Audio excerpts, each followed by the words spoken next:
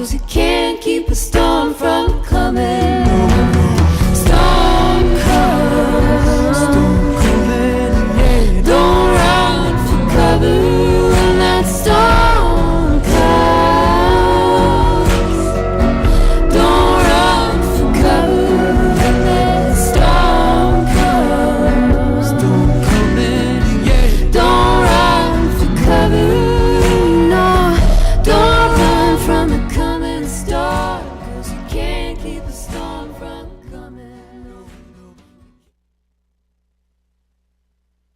You are listening to WOOP-LP, Cleveland, Tennessee. WOOP FM is a broadcasting service of the Traditional Music Resource Center, and we play America's original music.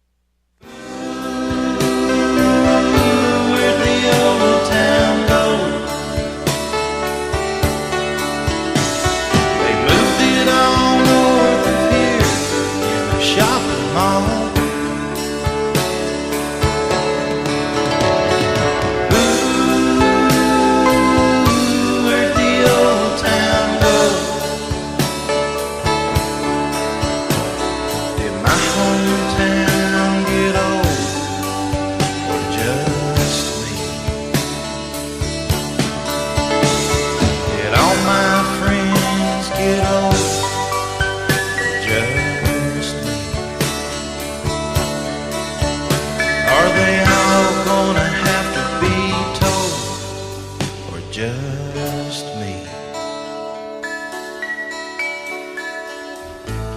Good morning and welcome to Old Town Cleveland here on WOOP FM 99.9, or you can go to the internet at www.woopfm.com. You can call us here at 614-5553.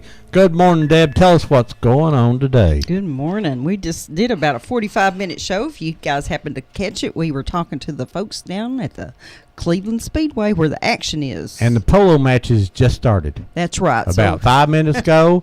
And if you don't catch them today, tomorrow, the gates open at noon, and there'll be polo at 2 o'clock. If you've never been to one, you ought to go down to Benabout Farms. It's the United States playing the Mexico team. So is that what's going on today? Okay. And today and tomorrow. So if you can still get down there, it's down at Benabout Farms. Free. And they give away free Cokes and Sprites and water. It's the best deal in town. Best deal in town. All right. Tell us what's going on. Hey, we got the farmers market going on also up on Peerless Road today. And you can go up there and buy you something from big old Bobby Orr. And the Cowpea Festival is going on in Charleston. Going to have a lot of good music and activities up there. And I believe Anthony Dunn will be serving his world famous in Charleston barbecue. Done right. And he had some very hot slaw because I give him all the jalapenos I had. I know.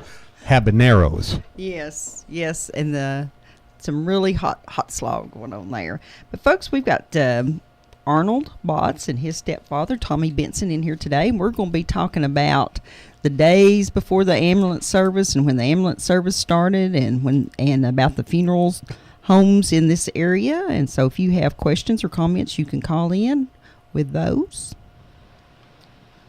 And go.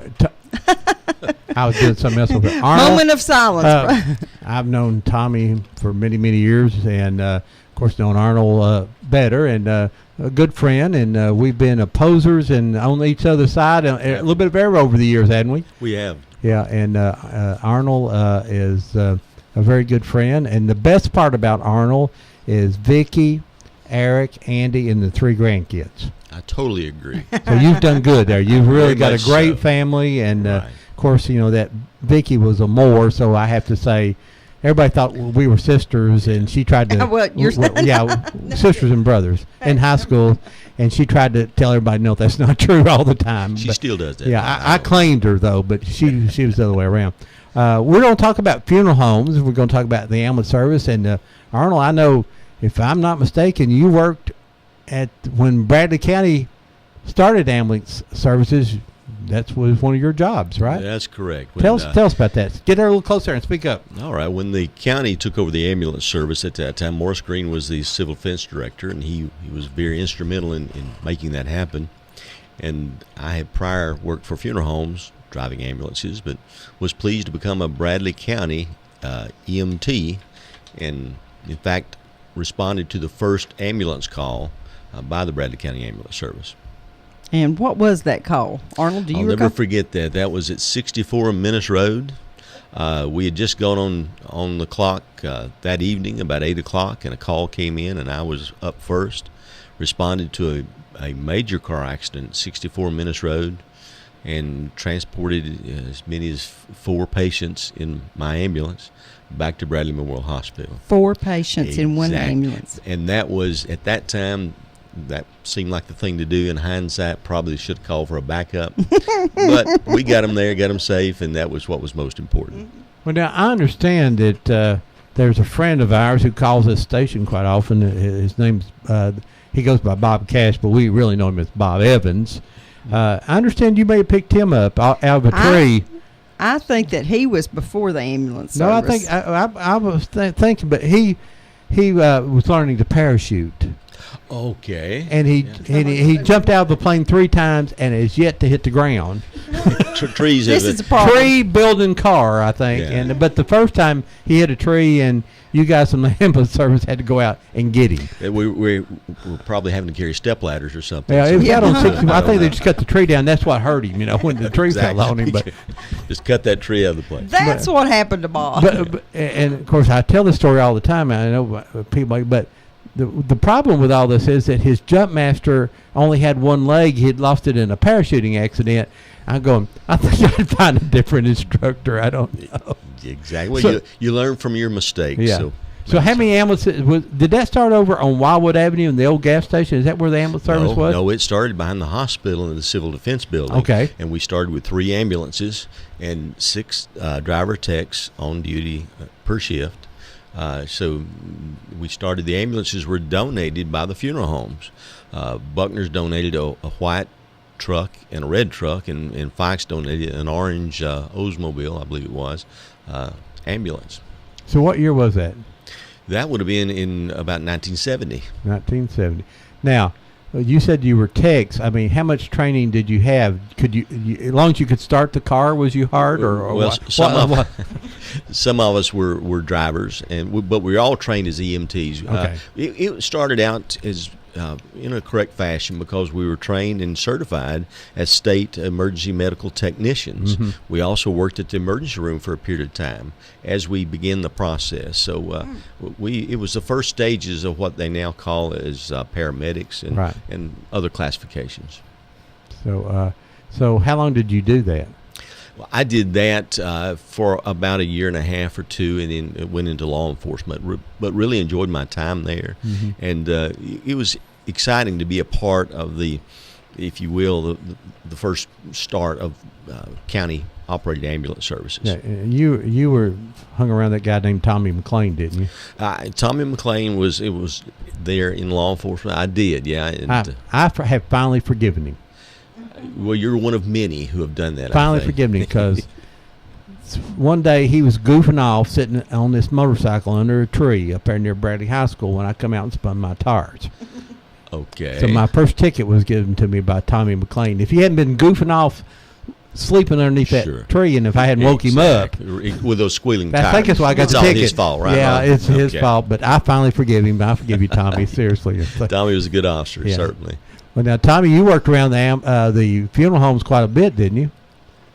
I did when I first started working in funeral homes.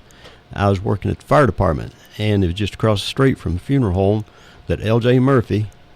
He was a funeral director here in Cleveland. He Mhm. owned a place there in Etowah, and that's where I grew up. I was working for the fire department, and I'd run across the street and run ambulance service calls with the funeral home employees there. So that's how I got started in funeral work, along with being in fire department. Now, I heard, it's surprising, we've talked about this before, but I always thought that all those ambulances, someone called and says, hey, you need to get out there or something, but there was really no dispatch system to it. It's whoever got there first.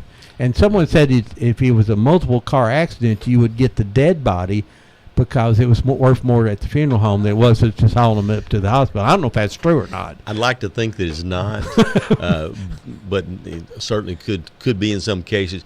There was no dispatch system. In fact, Cleveland enacted an ordinance because of that. Funeral homes were just getting calls, and if you remember, there was a lot of good advertisement. You saw a lot of billboards with ambulance Right, service and the with phone number. numbers. Exactly. So Cleveland passed an ordinance where ambulances were required to call first and be authorized to respond in order to keep there from being duplication, if you will. So as a matter of who answered first and who called the police department first, and that was the system for dispatching ambulances. And I also heard that they kept getting bigger and bigger cars with bigger engines so that they could get there faster than everybody else, and that Fast, well, there was some competition that occurred. There's no doubt about and that. it just seemed like the Buckners are at what we call Buckners now on Wildwood. That was Murphy Buckners and Right. several things. Mm-hmm. They would get the calls out on Spring Place out about where we used to live, where you Sure. live and where I used to live out Right. there. They would get those calls out there, and then if you were on the north end, the Goodners or one of them would get Pikes that or one. whatever. Yeah. Right. Yeah, the thing about you talk about quick response. In all actuality, funeral home ambulances were driven by good men, but they weren't trained as EMT technicians. Mhm. In fact, funeral home ambulances maybe had an oxygen tank, a first aid kit, maybe a splint. So the mindset there was get them to the hospital as quick as you can. Now, that's not necessary in this day and time because an ambulance, in my mind, is a mobile ER. Yeah, with room. the paratroopers. Paratroopers, yeah, they do that too. I still think of Bob Cash. I mean, Tommy, paramedics. Tommy, do you recall ever seeing? Of course, you may not have ever gone to see it. I have people that have told me that the ambulances would go down at the Cleveland Speedway and race around the track, like during the breaks. Don't recall that? I never raced around the track. Now I would take ambulances down and be on standby in case somebody needed to go to the hospital, like I used to do football games. But I never saw one Okay. run around the Well, track. someone had told me that one of the ambulances came in and had some big super-powered engine in it, and so during some break they got it out on the track, and I can't hardly imagine that happening, but I thought it was kind of funny, and I've had more than one person tell me that. But of course, there's no pictures, and so if there's no pictures, it didn't really happen. Probably not. I know the orange ambulance that Fox gave the ambulance service the night that it changed over, it had a 440 engine in it, and my guess is that was the biggest, most powerful engine that had been in an ambulance here in Cleveland. And I think that back in the day, the funeral homes it was such a personal thing. There were families that ran them that took great pride in their business, and they recruited families, and you just went to the same people. And I think today we've lost a little bit of that. It's gotten a little bit more commercial. Well, Would with you think? transportation bypasses and all being the way they are now, someone can go to any funeral home as fast as what you might used to go when you'd have to go through town. Yeah, that's kind of like going to church too. You used to go to church in your community, and now you go, just wherever you feel like you want to go. Right. I want to remind folks that the polo matches are going on down at Bendabout Farms today, free of charge. If you've never seen a match, you need to get down there and see one. It's something quite interesting. Also, the Cowpea Festival's going on up in Charleston. We want to support those folks. This is about the 4th or 5th year that they've had a annual event, and we want to support them. And the farmers market's going on today over on Peerless Road. Okay. Now, Tommy, you may remember this, and Arnold and I are so young. Although Arnold is older than me, I'm 6, 7, 8 years, something like Hey, that. I know this is the reason why he got me down here this morning. I'm older than dirt. Down on South Lee Highway, there used to be a restaurant called Cedar Lane, in the Cedar Lane Resort, and then it became a funeral home. And what was the name of that?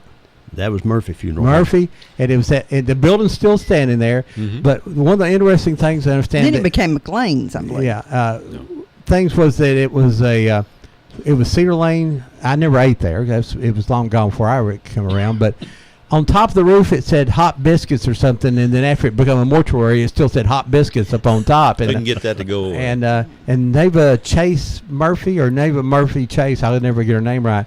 She lived there upstairs, and Right.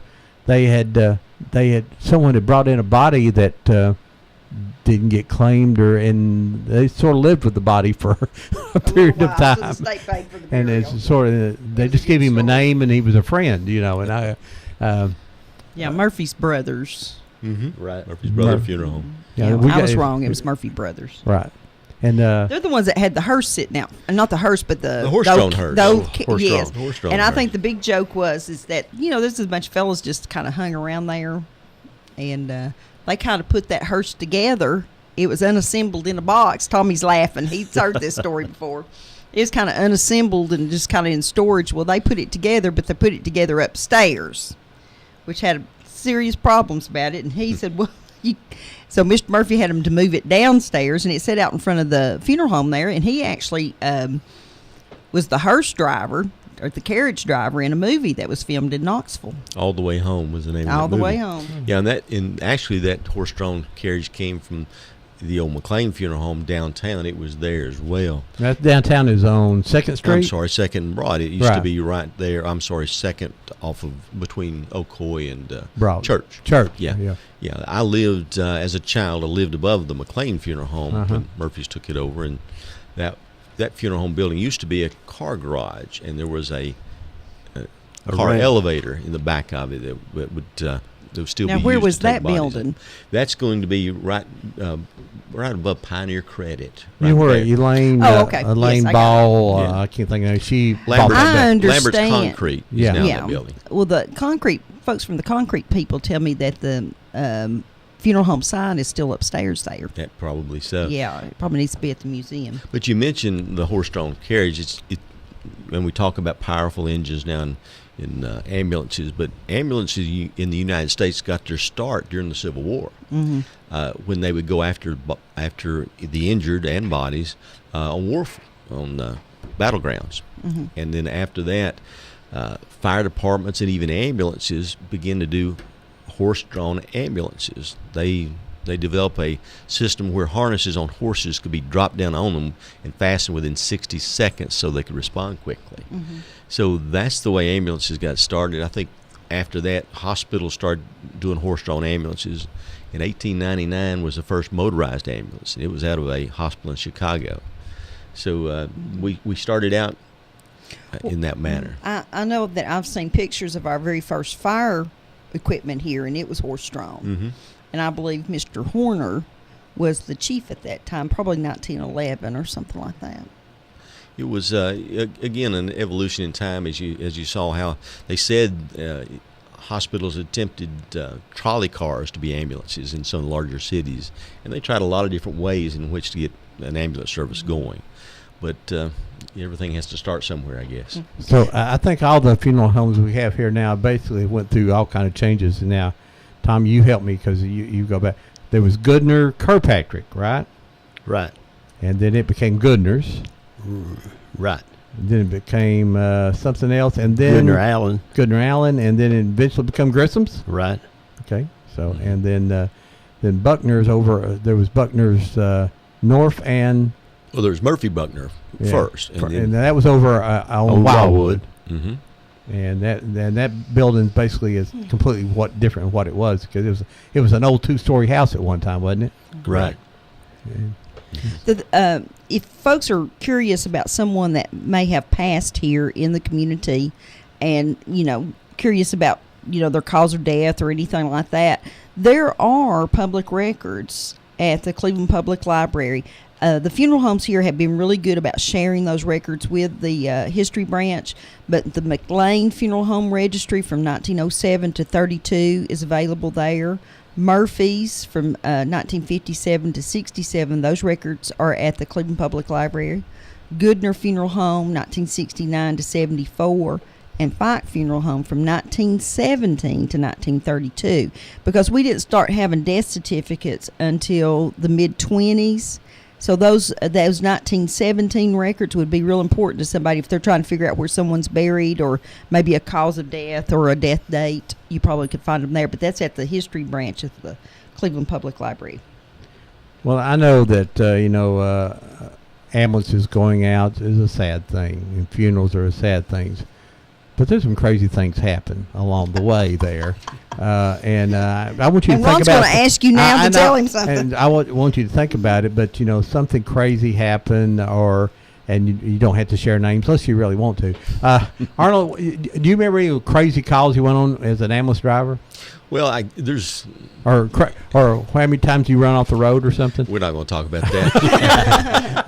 But I can say this: it was a competitive business, and I know that in adjoining counties, if ambulances came from another county into their territory, it was not a good thing. I do recall a story about an ambulance from Cleveland going into an adjoining county, and that local funeral home ambulance arrived just a few minutes afterwards and actually pulled up behind that ambulance and blocked the door so they couldn't load their patient because you're in my territory. Yeah. So it was very competitive, and that doesn't reflect on any funeral homes here locally, but it was a competitive business, and it sometimes human emotion or whatever can get involved. Well, Arnold, me working around the sheriff's department at one time, you around the police department, Sure. that there was some competition between those two organizations, Always. even in modern times. Even in modern times, yeah, too. So Yeah. yeah. So what's the craziest thing you ever showed up with that just, I can tell you so many that I helped with that just were sad but comical at the same time. Oh, there have been those, and I'm struggling to think of anything particular right now. But I know you're all older and it does get tougher. well, that's true. Trying to pull these things Yeah. back, but going, and many times you had guys who had directed a funeral that day, Mhm. and suddenly they're responding to a case where a lady's giving childbirth. Mhm. Now, I'm just trying to picture some of the guys I remember as helping deliver children. And that was, again, let's drive as fast as we can to get to the hospital because we're scared to death here.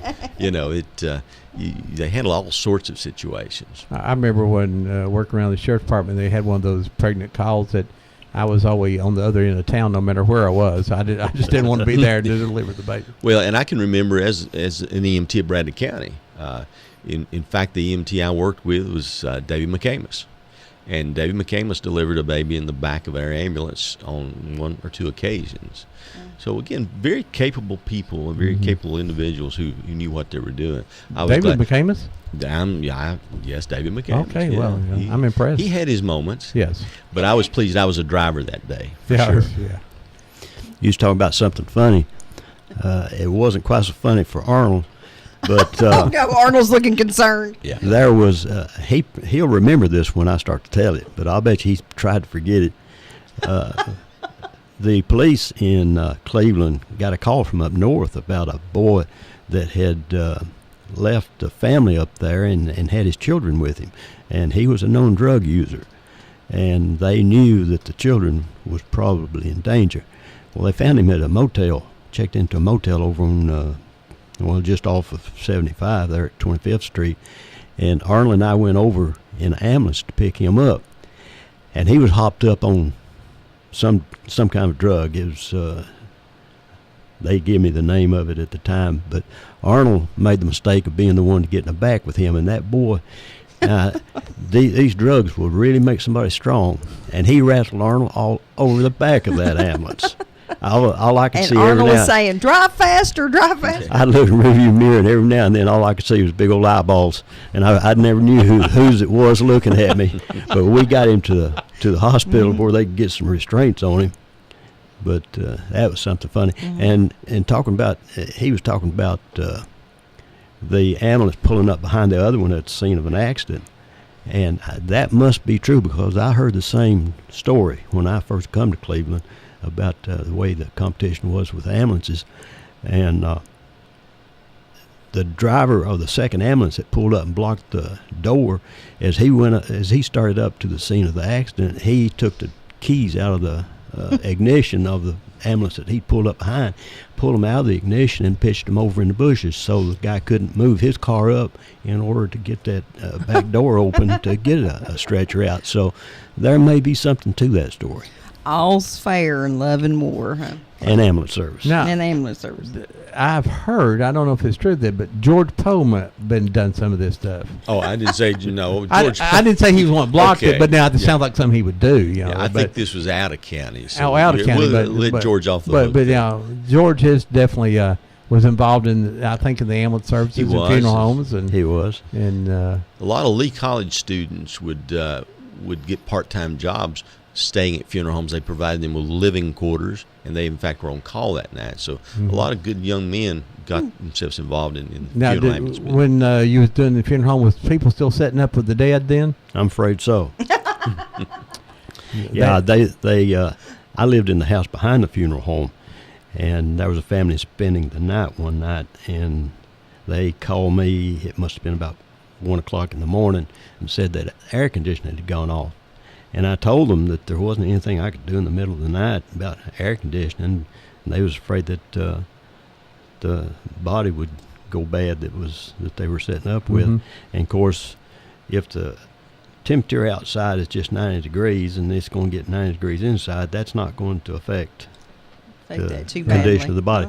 But nothing would do but for me to go down there and help about that. And I went down, got out a ladder and climbed up on top of the building, and tried resetting the air conditioning unit that was up on top that I knew had gone out. And what I had forgotten about was the fact that all the insulation had come loose from in this unit.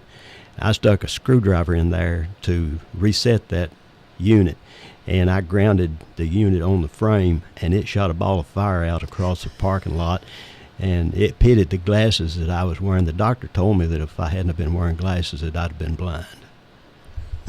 And it lit up that parking lot. I didn't like realize life was so rough at the funeral home. So we hope you didn't do anything with gas stoves either. no. But Rodney, even before when you say sitting up with folks, the tradition prior to that was taking the body to the home, and we would take the body as well as the backdrop and some chairs, a coffee urn, and a register, and people would receive friends in their homes. Oh, I remember them moving the freezer. Yeah. Grandma's freezer would disappear, and the bodies would be in that spot in her house. Well, that's Here we go. an We got a interesting call. substitute. Go ahead, caller. You live on Old Town Cleveland. Am I? Hey, Miss Ella, how you doing? I'm doing fine. Well, where you at now? I'm still in California for right now. Oh, California. Well, what? So has Mark followed you out there? Well, you know he has. Hey, I just found out what he does when he's on the radio. What does he do? Well, I got two phones, and I called him on one phone, and he answers. But I call him on my old phone, and the radio answers. Duh. Oh, Uh-huh. so I think He's got 2 or 3 lines. So you think he's in California following you? He is. Well, that devil. I can't believe he's doing that. Ah, I've seen Super Dave up here too. Super Dave sat in his car, and I was walking, and he turned over in his car so I could see his face, and he started laughing. All right. well, if you weren't such a good-looking woman, then the guys wouldn't be following you. Guess so. He's trying to get some stories for his next Yeah, down here at the radio. Yeah. Anyway, hey Ron, yeah. I want to ask you a question. Okay. You have a brother named Tom, Nope. because there's a guy on TV up here on the ball. Has something to do with the ball game. Uh-huh. And I swear he looks like you, and his name is Tom Moore. He's a good-looking guy then. Nope, I'm not related to him. You think he was, because he looks like you. No, I have not followed you to California now. Ron has the face for radio. Well, thank you, Miss Ella. We got to Right run. here. Bye-bye. Take a double look. Bye-bye. I found the article about the McLean Funeral Home downtown, and it started in 1897. It would be on the backside of what is now Cafe Roma, which is what y'all were telling me Yes. a few minutes ago. Got another call here, Deb. Okay. Go ahead, caller. Yeah, hey, Got a question for Tommy, really. Y'all were telling the story about Murphy's down on South Lee. Yeah. I heard the story that one day y'all were taking that biscuit sign down, and somebody got shocked and got knocked off the roof and landed on top of an ambulance.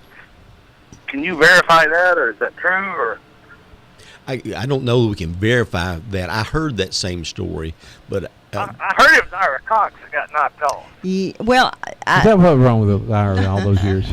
Neva was here one time, and she said that they were putting up an antenna because he wanted to have a two-way radio or something That's what it was. a little bit more modern than what everybody else had. And when they stood that big antenna up, it hit the power line. And whoever was operating on the stuff, I mean, it like melted the bottom of their shoes, and it knocked them all down and did, stuff like that. So he must have had 9 lives. But it was Ira Cox. That's what I've heard. Now, the other story now, I'll tell him. Tommy, you might realize who I am once I tell this story. His wife, Evelyn, and my mom, actually, I got hit by a car out on Spring Place Road. They picked me up, threw me in the car, and met the ambulance somewhere in Wildwood, transferred me over to one of the funeral home ambulances to get me to the hospital. They picked up a lot of people that got hit in the road. They did. I mean, That may have happened. Evelyn, Arnold's mother, my wife, ran on some of the ambulances at times, and that was that was before my time. I was still at the funeral home in Etowah at that time. Well, I was headed across the road to Nana's house and got hit by a car on Spring Place. Hey, is this Lynn? Yeah.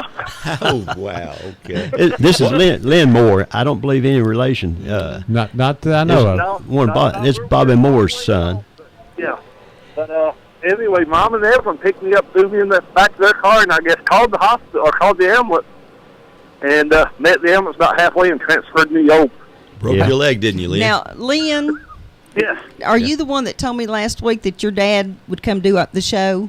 Well, I talked to him. He says he don't know that much. Yeah, so I want to talk to him some more and see if I can get him in there. Now your dad's Bobby Moore. Now who's is he? His family out of his mom's family out of Tinga. No. See, Different one. yeah, Okay. because I done sent the guy from Tinga a note and was asking him to come on the show, and he finally came back and said, "Debbie, I think you're talking to the wrong So Bobby we have Moore." a Bobby Moore. It's on my mother's side of the family, ironically, and not my dad's side of the family. Hey, Lynn, your dad could talk about refereeing wrestle matches, couldn't he? Well, he can do that. And he's hung out down at Murphy's quite a bit out there.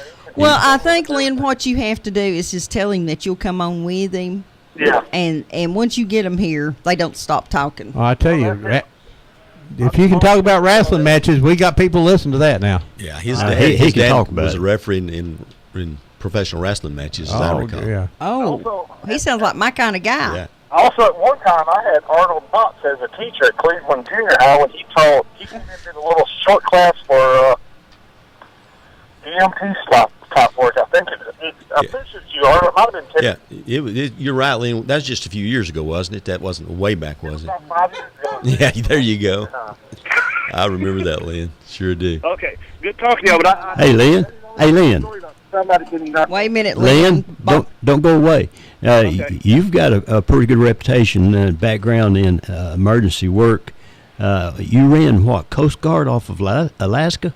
Yeah, I spent 20 years in the Coast Guard doing search and rescue. Yeah, I need to get these 2 more boys on here. I tell you what, between the two of them, now they could do a couple shows. That's good. I don't know. Okay. Hey, it's good talking to you, Lynn. Thanks for listening, Lynn. Yes, thanks. Now, Arnold, let me ask you a question. I get all this confused out there. Jimmy, Dennis, Terry. Terry's your brother? Terry is my brother. Now, there's 2 Terry Botches in town. The other one, Terry Botch, works, I believe, at Olin and also is a captain in Air Patrol. But yours was, your brother was a highway patrolman, flew the helicopter. Just retired as a helicopter pilot Right. in Highway Patrol. Dennis is a first cousin. I taught him how to play basketball. If that Well, you clears did that up. good. Dennis I and did Jimmy? good. Jimmy, I taught him to behave, basically. He's And done then that. Diane, who's passed away now. That's correct. Those are cousins. So that was, all right, so Dennis, okay. Now, Dennis and I went to Oak Grove together and thing, and I helped him. What you didn't teach him, I taught him. There you go. Yeah, so go ahead, caller. Good morning, Ron Deb. How you doing? Hey, Bullet. I just want to say congratulations to Arnold being appointed to the Sheriff's Department. And you was talking about ambulances. I had a bad wreck in '68, and I remember laying there, and all of a sudden this guy said Fox Fuel Home was going to pick me up, and I said, I don't want to go to a funeral home. And my brother actually got picked up in '61. He had 2 motorcycle wrecks, and '61 and '69. And but no, I will never forget that because I was wondering why was Fox Funeral Home going to pick me up. You said, I'm hurt worse than I thought I am. Exactly. Yeah, but anyway, back then I think we had Ralph Budner's and Fox picking people up in the '60s, and that's a story that I will never forget. And do you just know Rodney Stinnett? Rodney Stinnett. I don't. I don't know. He was a state trooper. He was my witness, and he was actually holding me down. So I kept trying to get up, and every time I get up, I'd fall back down. Because she's trying to get away from that funeral home. Well, no, my leg was hanging on, and he kept holding me down. And I remember when they come pick me up, all they could do then they just wrapped my leg up in a sheet, and they got me to it just was about a mile to Bradley Hospital. I think 2 miles from the monument. And but anyway, that was good old days back there, except for that wreck. Hey, caller, you were lucky that Ben Crocs was not driving the ambulance that picked you up that day. Now, the story I hear about him, and it was straight from the horse's mouth. He was driving the ambulance one day, and the assistant with him was in the back of the ambulance with whoever it was they were supposed to be taken to the hospital. And Ben's mind must have been on the next dollar he was going to make because he got Fike Funeral Home was on the block right below the hospital. And as he got to the cutoff going up to the hospital, he just pulled on to the parking lot at the funeral home and pulled around and straightened the ambulance up to back into the into the funeral home. And when he looked in the rearview mirror, he remembered then when seeing the assistant and the person on the stretcher back there that he was supposed to be going to the hospital. So he just put the car in drive and pulled on off the parking lot and on up to the hospital. But that would, if you was knowledgeable enough to know that you didn't want to go to the funeral home and you need to go to the hospital, that would have scared you to death. Hey, I was lucky. I consider that then. I guess I was very lucky. But yes. Anyway, I'm enjoying the show this morning. Thanks, Bullet. Thank you, sir. So the Bullet, they just took a sheet and wrapped him in duct tape and sent him to the hospital, right? That's about the extent of the training. Duct tape fix anything, can it? Well, sure. Yeah. Exactly. Unless Another caller. it's a plumbing problem. Hey, good morning. You're live on Old Town Cleveland. Yes, I had a couple little quick notes to add. Okay. Who are we talking to? This is Old Man Poe. Oh, man. Oh, George has called to defend himself. Go ahead, George. Well, I show my age because they were talking about Murphy Buckner Funeral Home. I've been trying to call, but been in and out of the car, too. Let's talk about Murphy Buckner starting on Wildwood. That's incorrect. They started down at the woolen mill in an old house. Wow. Okay. Right there on the corner of 3rd and Church? Yes. Okay. Now, you were talking about Goodner Kirkpatrick. Before it was Goodner Kirkpatrick, it was Moore Kirkpatrick. And then it became Goodner Kirkpatrick. So I was just going to correct 2 little things there. So, George, we're just not old enough to remember all that. I'm glad you called. Yeah. well, might as well say old man because when you start talking about that, then you tell your age because I started hanging around the funeral home when I was in 6th grade. Mm-hmm. You know, I would hear a lot, although I wasn't old enough to do anything except help do some cleaning up and sweeping up and help carry caskets and whatever. Let me wash a hearse. Ambulance. I used to do that. George, do you remember the casket company? Cleveland Casket. Yeah. What do you remember about Cleveland Casket Company? It had already gone out, and when I got involved, and I do know there's a house on Ocoee Street. The people that owned it up there on Ocoee, that's where the people that built that house owned the Cleveland Casket Company. I was looking at some things the other day. It's up there at 18th and Ocoee. But I don't really, we got all our caskets. They came from another city when I worked at both funeral homes. Of course, I'm like Tommy. I lived in the house behind Fike, and then when I worked for Buckner, I stayed there and we slept upstairs. But I do remember one story that I really alarmed Tommy Benson. He may have forgotten it. I had worked at Fike, and then later went to work at Buckner. Well, we had a viewing up on North Ocoee to North Chapel, So of course, you had to take an ambulance to see where you went to eat or wherever you went. You took an ambulance with you. So I was going back over to Wildwood, and there's a car turned out of Tip-Top parking lot there, and they threw a guy out in the ditch right in front of me, and it landed in 5 sticks. So I called on the radio and told them I need clearance to 2415 North Ocoee. Well, quick as I said that, Tommy come looking out the door at me. You know, you get a call, you jump a call on somebody at their front door. It was something back then, but that made me think of it. Tommy looking out the door, he heard that we all had police radios. We mocked Yeah. But, Hey, that's pretty good when you get to somebody's front door. That's George, right. George, help us with the story about someone up on the roof down at Murphy's that got shocked. I believe it was Ira Cox. Do you remember that? No, I went in, I stayed through Okay. rescue and fire department with Ira Smitty. I could tell you don't have that much time on the radio once you get started, but Well, Ira caught me one day, and he told me I all don't remember that. he told me all kinds of wonderful stories, but then he wouldn't come on the radio and tell them. So there you go. Well, anyway, he's somebody I miss. Somebody told me. I know. We got in a lot of tight spots together, and you know, it's anyway. That we could go on for hours and hours, start talking those Ira Cox stories. Mm-hmm. But I just wanted to add that I'm actually delivering. My wife's got me working today. But, Well, when you get a chance, and if you want to, call us back today. okay. And we want you to come do the show. Use my name. We want you to come do the show with us sometime. I'd enjoy that. All righty, dear. Bye bye. Thank you, George. Ron, Tommy can tell you, I believe, if I'm remembering correctly, but bad weather and how it affects the funeral ambulance business. But do I recall, Tommy, that even when funeral homes were snowbound, sometimes they would advise the family to put the body outside? I got one call like that one time, and my only suggestion to the family was that they just raise the window in the room that the person was laying in. Now there has been times that that families have been advised now the snow is too deep, there's no vehicles available to get out to where you are, and to use an outbuilding if you've got something, a garage that's away from the building to lay a body in. The only time I ever run into a real problem, the Bradley County Rescue Squad took me to a home back up off the river above Council Baptist Church one time, and the snow was awfully bad, and this person had to be there in the home all day before the ambulance service could get, before the rescue squad could get loose and take me up there, and they were a good service to us that day. Yeah. Go ahead, caller. You're live on Old Town Cleveland. Ron, Yes. 2 statements. All right. One of them, Debbie's wrong. Debbie's always wrong. You see, you said Ron only had a face for the radio. Yeah. He got a good-looking face to be wherever he wants to be. There That's you right. Fan Preach there, on, right? brother. And number 2, he looked awful good getting chauffeured around this morning by you, Miss Debbie. go. Yeah, that's right. I just won't let him drive my car.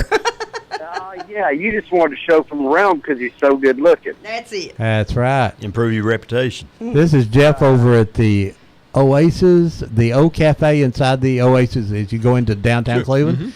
And they've got a little cafe in there, and I get my biscuit and Diet Coke there, my guilty pleasure of the day. There you go. There, and then, but they have some potato sticks over there, fried potato sticks. I could gain a lot of weight with that. That's hash brown rolls, Ron. Hash brown rolls. Okay, I know what to call them now. So, hey, thanks. So, what's your special today? We're going to be out of here in a few minutes, but usually on Fridays we have frog legs. They're that. Frog legs. Yeah. Do you start serving those at 11 a.m.? Yes, ma'am, we do. I saw those in a picture on Facebook, and they look like frog You legs. could say at the old cafe, things are hopping on Friday. Oh, dig it, dig it, dig it. Real quick. All right. Yeah, thank you. Hey, Jeff, did you get those frogs from the Linden Frog over here next to the... Oh, well. Hey, we'll see, Jeff. Bye-bye. You know, you were talking even going back farther than the what do you do in the weather crisis. I know there's a lot of times people will say, well, Grandma wasn't buried with Grandpa. She was buried, you know, kind of out in the backyard, and then Grandpa's down the road at the church. And I'd say, well, look and see if she was buried during a winter month. I said they couldn't do anything but just take her out in the backyard. And a lot of times they'd have to build a fire to melt the ground so that they could dig and so they could put her underground. But that's sometimes, I know that we talked about one of those situations up in Charleston recently. Go ahead, call you live on Old Town Cleveland. Good morning, it's Lisa Tojo. Hey, Lisa. And I wanted to add something that Dad did not expound on. He mentioned that he didn't say a lot about it. My first home was the house behind Fight Funeral Home. So I have lived literally at a funeral home. So, and then when we moved out, your cousin Randy's wife, Teresa, her family moved in. So have a few people here in town that can say that they've lived in a funeral home. Yeah. I think that Arnold, I mean, growing up, you actually lived in upstairs. Yeah, in Etowah. We lived in the apartment above the Murphy Funeral Home of Etowah. I grew up there. Tough time getting my friends in school to come visit me. But when they no did, sleepovers at Arnold's house. Oh, but when they did, I could have some fun with them around Halloween. But no, I lived in a funeral home. It was always, you guys be quiet. We're receiving friends today. So we'd have to sort of change our plans for the evening. No Inagata DeVita playing up in the loud in the None of that at all. No. So this, and growing up, funeral home talk was our dinner conversation. So people are talking about things, and they're like, well, how can you talk about that, or how are you comfortable? And I said, this is what I knew all my life. Exactly. That's like elementary school teachers. We can talk about anything while we eat. Because we see it all. Lisa, George did mention in passing that you all did live there in the house behind the funeral home. He didn't mention that was when they got me. That is the house they took me home to, and I don't remember. I wasn't there long enough to start walking or anything, but I did say my first words when we lived there, and it was when Dad got home from a call one night and was going back to bed. I looked up and said hi to him. So, and then my mom has a few stories about how she was always a scaredy cat, and she would go with him to pick up bodies, and occasionally he'd put the casket in the back, and then he'd go back in the funeral home and talk for half an hour, and she'd be out in the middle of nowhere with a dead body in the back of the car, and so we have a little bit of a different lifestyle when you spend it at a funeral home. So it is for certain. Yes, I'm going to get off here and go back really close to my radio. I'm got it as loud as it'll go this morning, but for some reason, you people are talking very, very quietly. So we'll get Ron to crank us up a little bit. We don't know that unless somebody tells us. Yeah, well, you have your funeral home voices on today. Yeah. Okay, we'll see you. Thank you. Bye-bye. Ron, one thing that Tommy can talk more about than I, but at the time of a death, a funeral director sometimes becomes a mediator, a counselor, a judge, a referee, because all the dynamics of that family through the years, divorces, arguments, all walk into that room together. Mm-hmm. And I have been in situations where actually you had to have law enforcement there at a visitation to make sure that exes, sometimes children, the brothers and sisters just did not get along. Exactly. I have not me, but some other parts of my family. Some interesting stories I won't share, but yeah, I know exactly what you're talking about. And we can't agree. We thought the police were going to come. Choices of the color of the casket, where they're going to be buried. Yes. And of course, a question now that isn't as much of an issue because it's so widely accepted is cremation. Mm-hmm. Now that's an option that many families. Did you ever think that you would see it be so readily accepted? No, I didn't either. But it seems to be, one of those routes that people are going now, that they're less traditional about what they're doing funeral-wise. I just think it's really interesting. It is, and of course, there's a lot for Lisa there. There's still, some problems with people. The state laws allow you to move a graveyard, and all you have to do is run a legal notice in the paper saying that you're going to move this, and the families do not have to agree. and they can just move you anywhere. And Is that eminent domain? well, it's very similar, but as long as you notice, I mean, I think the law ought to change somewhat. But if your family, if you buy that property, then you can. It's your property, and you can move it, but you have to give legal notice that you're going to move it. Just kind of like I'm just telling you where I'm going to put Papaw. A prime example is down the Ooltewah area where the new big public store is, Right. and there's some building over there. They did a huge cemetery there, and Deb almost went to jail over that one because she went down to confront them about it, and then they weren't happy with her. So anyway, but Me in my little teacher outfit with my hands on my hips. but you can just Works move in it. So school. that there's a lot of laws. You can bury your family in your yard as long as your yard, but you can't bury your neighbor in your yard. Well, legally. Becomes a commercial thing then, I guess. Oh yeah, you do. You can bury on your own property, and it you has have to to be have the help of a licensed And I funeral know, director. and the laws today, and just over the years, learned this stuff that if you're going to have any type of visitation, you have to be embalmed. But you can be buried. You don't have to be embalmed if there's no visitation. Did that rule? Casket going to remain closed? Yeah, was that? Oh, okay. Is that the same rules you had back in those days, or had those laws changed over the years? The laws have changed. Now, back several years ago, you wouldn't hear of anybody not being embalmed. Mhm. That's just another one of the changes that has taken place. It's interesting about what happens in different parts of the country. Now, I know the ecosystem and the green committees up in Washington and Oregon, they have parts of a national forest that people can be buried in as long as it's not in a metal casket. And hospice workers will make arrangements for the death certificate through the health department, and the family themselves can take a person out into the forest and bury them without being embalmed. So Is it restricted where they put them? It has to be it is. planned. Okay. It is, I started to say, well, that Well, could cause yeah, some problems. It can't be. You have to have a death certificate. You can't just go bury somebody in the woods. That's sort of illegal. Right. I mean, you know, Right. particularly if That you're has to involved be- in them dying. You know. Exactly. Yeah. That has to be made arrangements for. Yes. It's just like the Amish Mhm. people.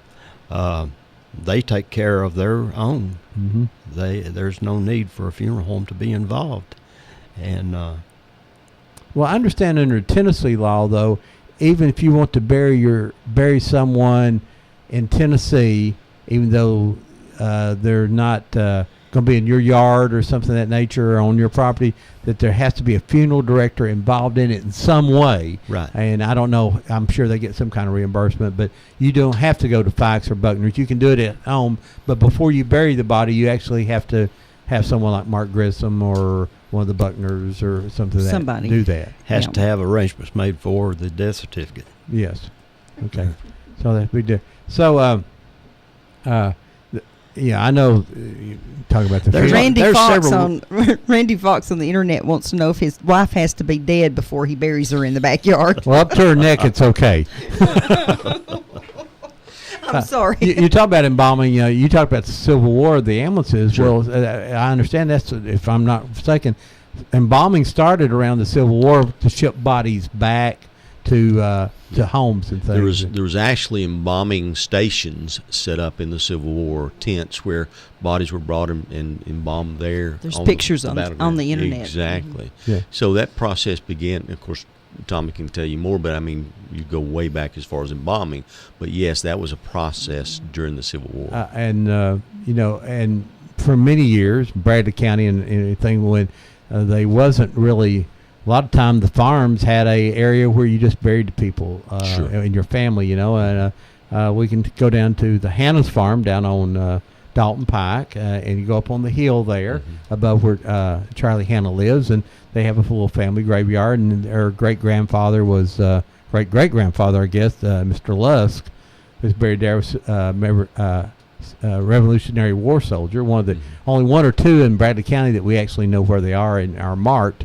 And so, you found a lot of that to home. When you did that, did you go to a lot of those home cemeteries up on the hill? And I've been to several. yeah, and there's a Yeah. lot of little small ones out here that Have E.O. you Ross ever did been to the bean one down on the Beatty farm that's way up on the ridge, down on Orphan Ridge?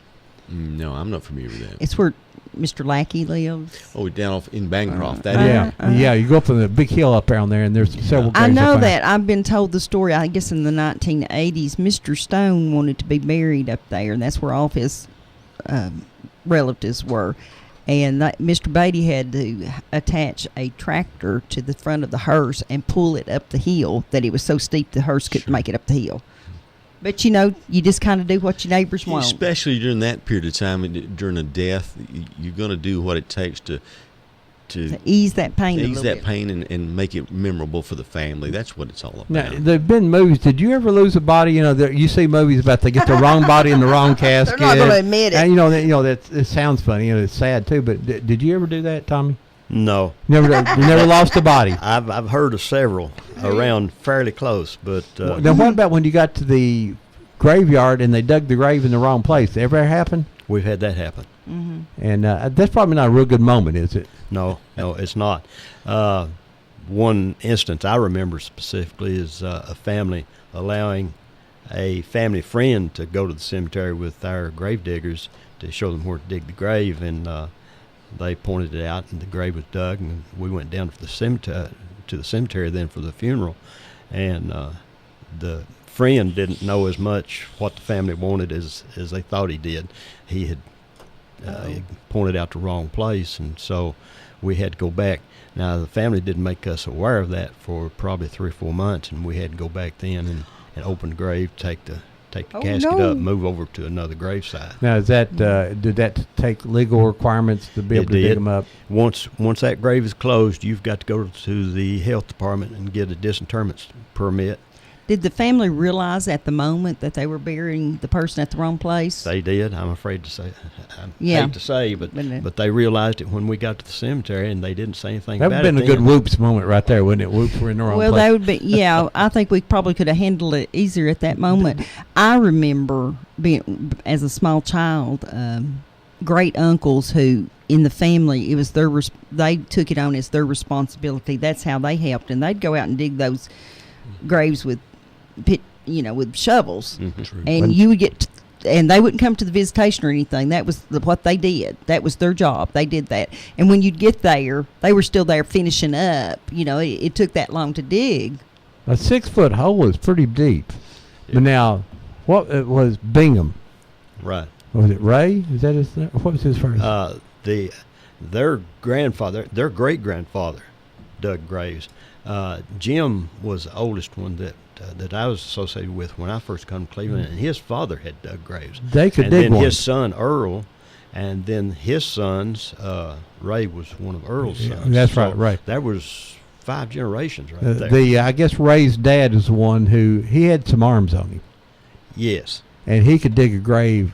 I mean, he could fast. Now you've got a brother-in-law that did that for a long time. Still does it, but he uses a machine. Dale's a wimp. He couldn't dig a whole lot, he not does- like the he Binghams doesn't could. use the manual. I hope Dale's listening and heard me say that. I seen Dale for the first time in a long time. He come down when we done the premiere of our Dirt Track documentary. He was down at the museum. He worked in a pit crew there. Sure, so. yeah. So that's the first time I'd seen Dale in a long time. There's another individual who's involved in the funeral process that sometimes is caught in tough spots, and that's the preacher.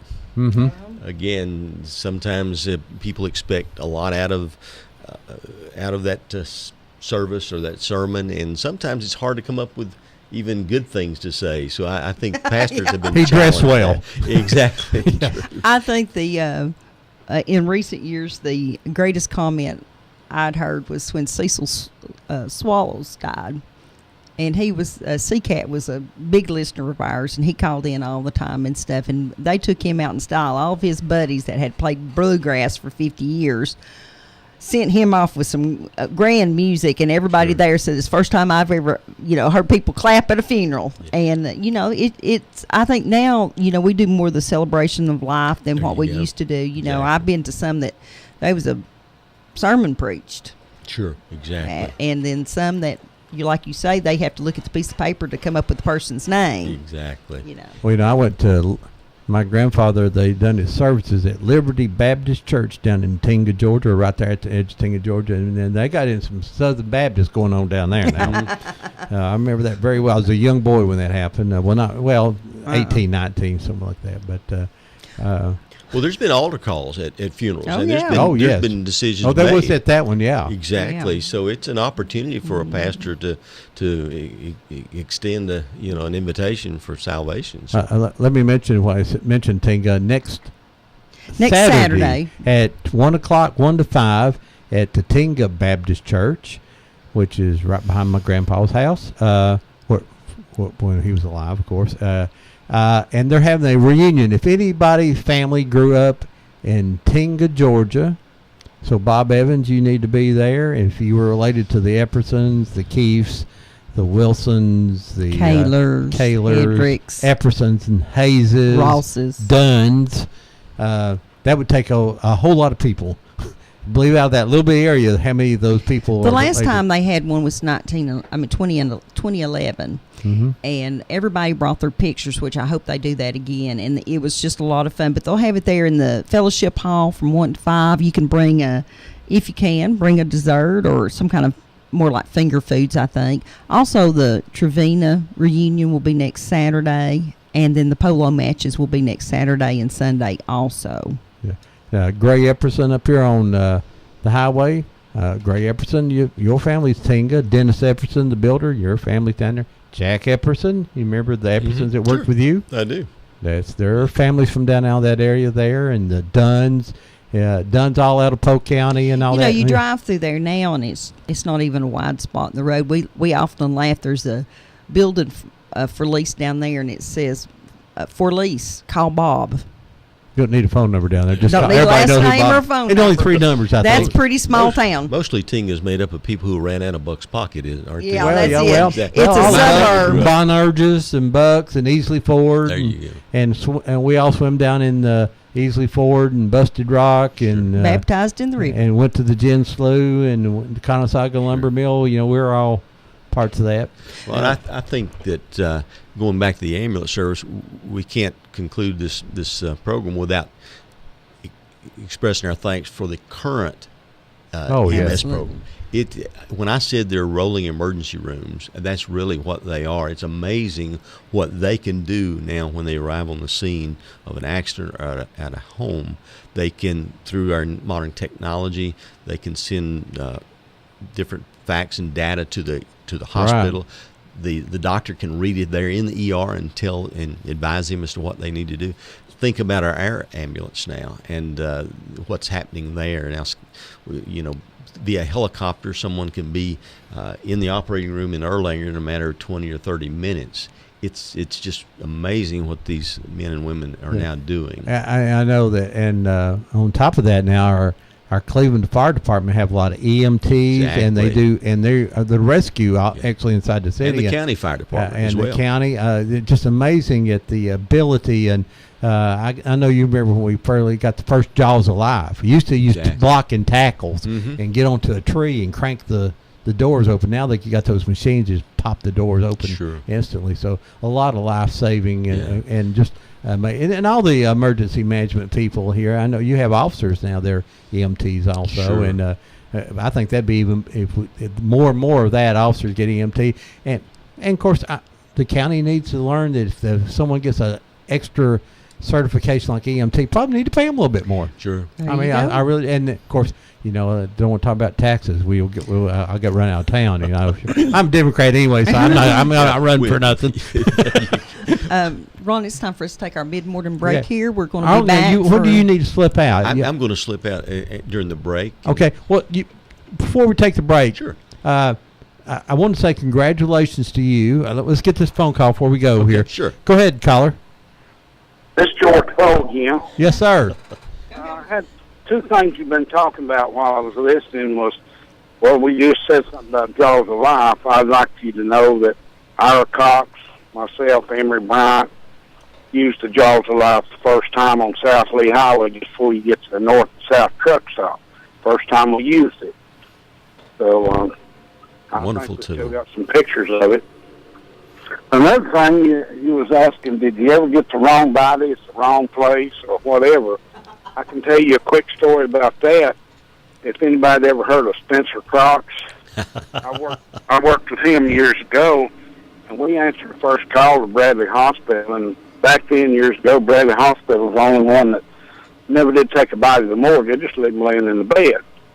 Well, unfortunately, this was a semi-private room. So we go in, I'm at the head of the stretcher. There's a curtain pulled around one, so we just assumed that was the right body. But anyway, first thing you do, an elderly person, this gentleman, I checked his mouth to see if he had dentures, because I could tell there wasn't nothing there. And the next thing you look in the bedside drawer, it says there in the little cup that the hospital provides. When I turned around after I'd had my thumb in his mouth, he kind of turned over and started snoring. We realized then, after I turned my back and I heard that it was in the bed beside him, but he'd been a little bit more sound asleep. Spence might have had him embalmed before he was, while he was still asleep. But see, it was like that. The hospital would not take him to a morgue. They just pull a curtain around them. But there was two people in there, and they nursed it. He's right in there. I told the family to come back in the morning. This is 3 o'clock in the morning, so I thought I'd have those two little notes. That's a great story. Thanks, George. Okay, I'll let you guys go. All right, bye-bye. George. Oh, Even funeral homes can be fun. That's there was a HBO series on called 6 Feet Under. Mm-hmm. And it had a lot of funny stories. I don't know how true some of that was. But Arnold, you recently have joined the Bradley County Sheriff's Department. I believe Captain Bots now, and you're over the budget and HR department. Is that correct? Actually, in administration. I'm not over the budget, but Okay. in administration and matters pertaining to that. Yes. Okay. Well, congratulations to you, and I know the love of your life. And I'm glad to see you back. It was a great pleasure to read your name there, and I appreciate everything you've done for this community, and good friends to us. And like I say, you got those great people like Vicki and Andy and Eric and the 3 grandkids. And what's their names?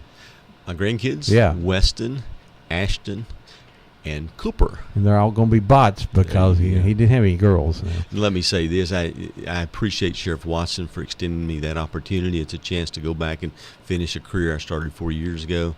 And I did that with full support of my wife and my children, and I'm excited. And you're going to see great things from the Sheriff's Department. I'm sure Sheriff Watson will share those later. But thank you for that, Ron. Yeah, and of course some other great friends. Chip Bryant's back with you. That's correct. What's Chip doing? Chip is doing some things in the corrections office. You have Chief Bryant, Chief Smith. Brian Smith, yes. Chief Deputy. A lot of good folks. Steve Lawson. Steve Lawson, that's correct. Great guy come back. Exactly. Now, I have to admit, you and I jokingly the other day said, that Brian Smith, the chief, is, I just still see him as this little kid. And it's just hard to imagine him being the chief deputy. Now, he'll do a great job. Nothing personally. I know he's very qualified. But just, knowing him and watching him grow up, oh, my gosh. Ron, the next time we see him, I'm going to have him show you his ID so you'll realize that he is not a little boy anymore. I know that. He's looked old all of his life because he's always been bald. And we posted a picture on Facebook of him in the old Cleveland dispatch center, sure. And he looked pretty old then, but he was young. He's pretty young. Well, he had a waistline. But remember now, he's Chief Smith, so I deter from saying any of these things, repeating these things. Well, I don't work there. You didn't agree with any and I keep my foot on the brakes and go 45 most of the time. Exactly. Especially down Southland. Yes. But. I know Arnold's going to leave us here at the break, and Tommy's going to stay around, and he'll get to talk now since Arnold's gone. There you go. I thought I'd give Arnold. Thank you so much, we were trying to hunt you down this week, and you didn't know you were lost. I knew exactly where I was. Well, see, I called on my good investigator buddies and everything like John Cook. He said I can find anybody. I can find Arnold Botts. Goodness gracious, sure. And John told me to tell you hello also. Sounds good, man. Okay. Good deal. And we're going to take a break. We'll be back here in about a few minutes. We always play a song as we come back home called Gone Home, and it's for all those people in our community who have gone home. Understanding it. Can I announce that?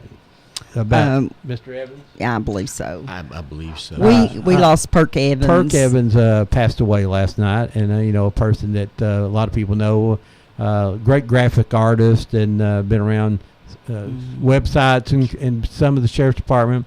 Mr. Cragen. Mr. Cragen, Travis Cragen's grandfather. He worked for a number of years at Whirlpool and Whirlpool Magic Chef. A lot of you will remember him, and also someone that a lot of you know, Bill Bandy. Right. And what's the gentleman from the racetrack? The racing industry. Pippins. Yeah, Mr. Pippins. Ray Pippins. He was in. There was a prayer about him in our documentary, saying he just got out of the hospital, and that was been a year and a half ago.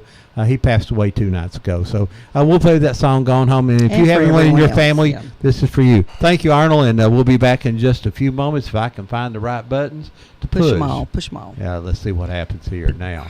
You are listening to WOOP-LP, Cleveland, Tennessee. WOOP FM is a broadcasting service of the Traditional Music Resource Center, and we play America's original music. Check into cash. Turn your car into cash at Check Into Cash. Get an auto title loan today for up to $2,500. At Check Into Cash, you get the most for your car, and we make it quick, easy, and confidential. Stop in for an auto title loan today or a payday advance for up to $425. Call toll-free 877-262-CASH. Title loan amount determined by value of car and ability to repay. Borrowers often use payday advances over a period of months, which can be expensive. Restrictions apply. See store for details.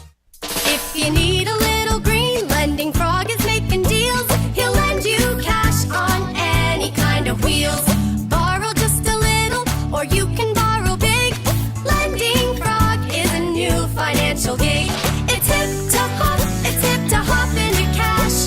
LendingFrog.com is making a splash. Dig it, dig it. Dig it, dig it.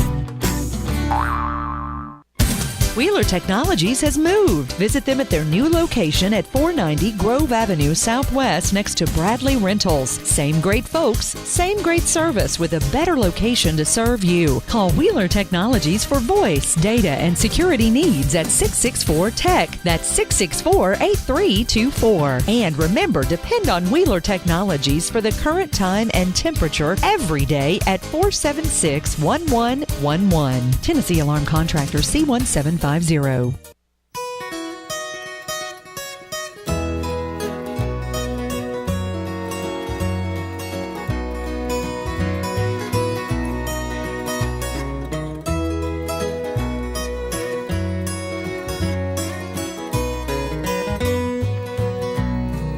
All of my friends that I loved yesterday have gone. They have gone home. Gone home. They have gone home.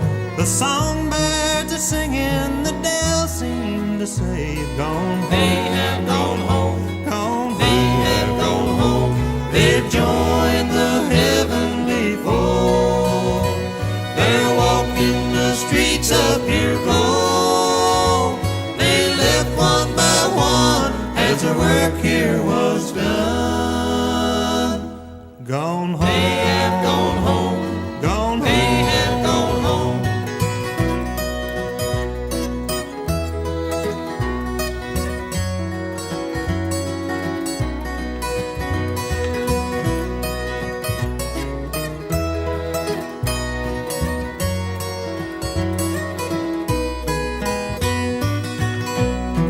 Life here is lonely since they've gone before. Gone. They have gone home. Gone. They have gone home.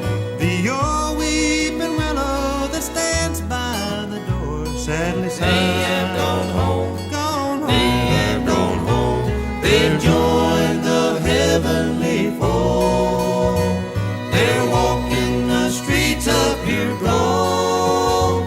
They left one by one as the work here was done. Gone home. They have gone home. Gone home. They have gone home.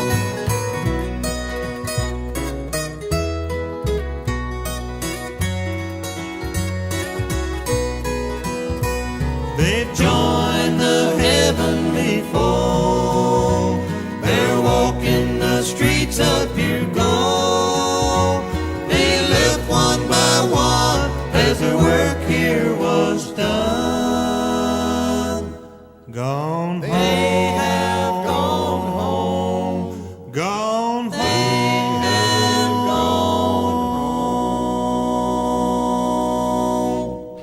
That's for all those people in our community and around the world that's gone home. God bless them. And we try to play that every week. And we have a lot of friends who we get to play that song for. And sad to see them go, but glad they're in a better place. So, Tom, Arnold Randolph said you could talk. And did he just trick you into this? He did. I think I know he's now that you way. can talk about him. You can tell all of his Yeah, stories. he let me know at 15 till 9 this morning. Now, is let me ask you a question. What was he like growing up? Arnold. He was he a rascal? He was very conscientious. Now I'll have to say, he had some trouble with a knee when he was growing up. I had trouble with the hip. He had trouble with the knee, and I remember him stocking shelves at a grocery store when he'd have to swing that knee out behind him, leg out behind him. He was in a full length cast, and it reminded me so much of myself when I had trouble with that hip when I was 12 years old, and him having trouble then. But we've been fortunate. We certainly have. Yeah. Those boys of his are good. What about Terry? Well, he's a little bit wilder than Arnold. Terry, yeah. But not bad wild. He turned out all right. I mean, I was worried about him getting there though, but for a while. He tells some real stories. He had his windshield shot out chasing some bank robbers right up out here above up 411 highway. Yes. And he come out of it with just a scratch on the back of his hand. Yeah, the guy I think the guy was in the back of the pickup truck he was chasing, and he sort of raised up and shot into his window. out. Yeah, I remember that happening. Wow. Yeah. And then he went on to Highway Patrol. I mean, he was in Highway Patrol then, but he went on later and been a helicopter pilot for a long time now. Yeah, right. So where does he live at? Nashville? In Greenville. Greenville, okay. Greenville, okay. Yeah, he retired as a lieutenant up in that area, and he was in charge of that Upper East Tennessee region. And one thing I remember, I can tell a couple stories about Arnold and him. Go ahead. Terry landed his helicopter one evening, and this hurt him awfully bad. But he landed his helicopter, and one of the other pilots there said that he'd like to go back up and search for, they were searching for marijuana. So he and another spotter went back up. They flew into one of those valleys up there in Upper East Tennessee and over a lake and got hit by a downdraft or something, knocked their helicopter down in the lake and drowned the two of them. And Terry, that hurt him awfully bad. Just the fact that he had let that boy go back up. Terry felt like he had more experience than the other fellow, and that if he'd have been up there, it probably wouldn't have happened. But that's just one of the episodes. Yeah, you think that, well, but it could happen to anybody real quick, I took Evelyn and I took Arnold's supper down to him at the police station one evening. We pulled up there in front of the station, and as we did, we saw a car center a telephone pole right there below the police station, and I run inside and told him that this old boy just had a wreck. He jumped out of his car and started running over behind Jack's Cleanright, and Arnold and another deputy or another police officer went out after him. I forget who the other fellow was, and Arnold chased him around the block from behind, and this other fellow went down beside the OK Barbershop. And about the time this old boy got to the corner, Arnold fired a shot up in the air. And this police officer that was with him laughed. He said, "Arnold, you should have seen him come to a stop and throw his hands up when that gun fire went off." Said he smoked his shoe soles getting stopped. But anyway, there Evelyn and I was sitting over in front of the police station in the car, and we were on pins and needles until Arnold and the other officer got him back over there. Hearing a gunshot, you never know what's happening. Yeah, that'd be scary. You was talking about taxes a few minutes ago, about getting in trouble. Cities have had some growing pains in the past, and nowadays even they talk about the drug cartels outgunning the police stations. When Arnold first got on, the police department. There was an escapee back over toward Birchwood. Well, he'd gone out Georgetown Road, and I had a pump shotgun. It hold 3 shells, but it had a plug in it. Arnold called me one night. We were already in bed, I believe, and he said, "Hey, can I come by there and borrow that shotgun?" And he come by and took plug out of it, and it held about 7 or 8 or 9 shells that way. But there he had to borrow a gun to as they were going out to chase this escapee, because they knew he was dangerous. And so that was before the police department started getting the appropriations from the commissioners to get the. Well, I remember working around the county was even worse. Your deputy had to buy your own uniform, your own gun, and I think I mean early days it was like you got $460 a month for working 6 12-hour shifts.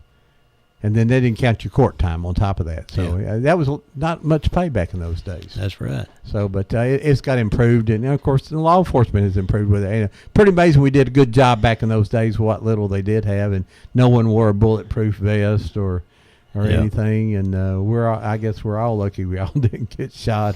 Tell me about it. I've been too closely connected with even that end of it in funeral work, but it's been that way in every field. I started out in the fire department, and the reason I quit the fire department, really, when it comes right down to it, is because of a house fire that I went to, and I had never been sent to the academy to train in wearing an air pack, and we went into that house and knocked the fire down and thought everything was all right, and it caught back up again. And that house caught on fire 3 times, and there none of us were able to get an air pack on and know how to use it to where we could get in under that smoke and put that fire out at its base to save the house, and the house burned to the ground.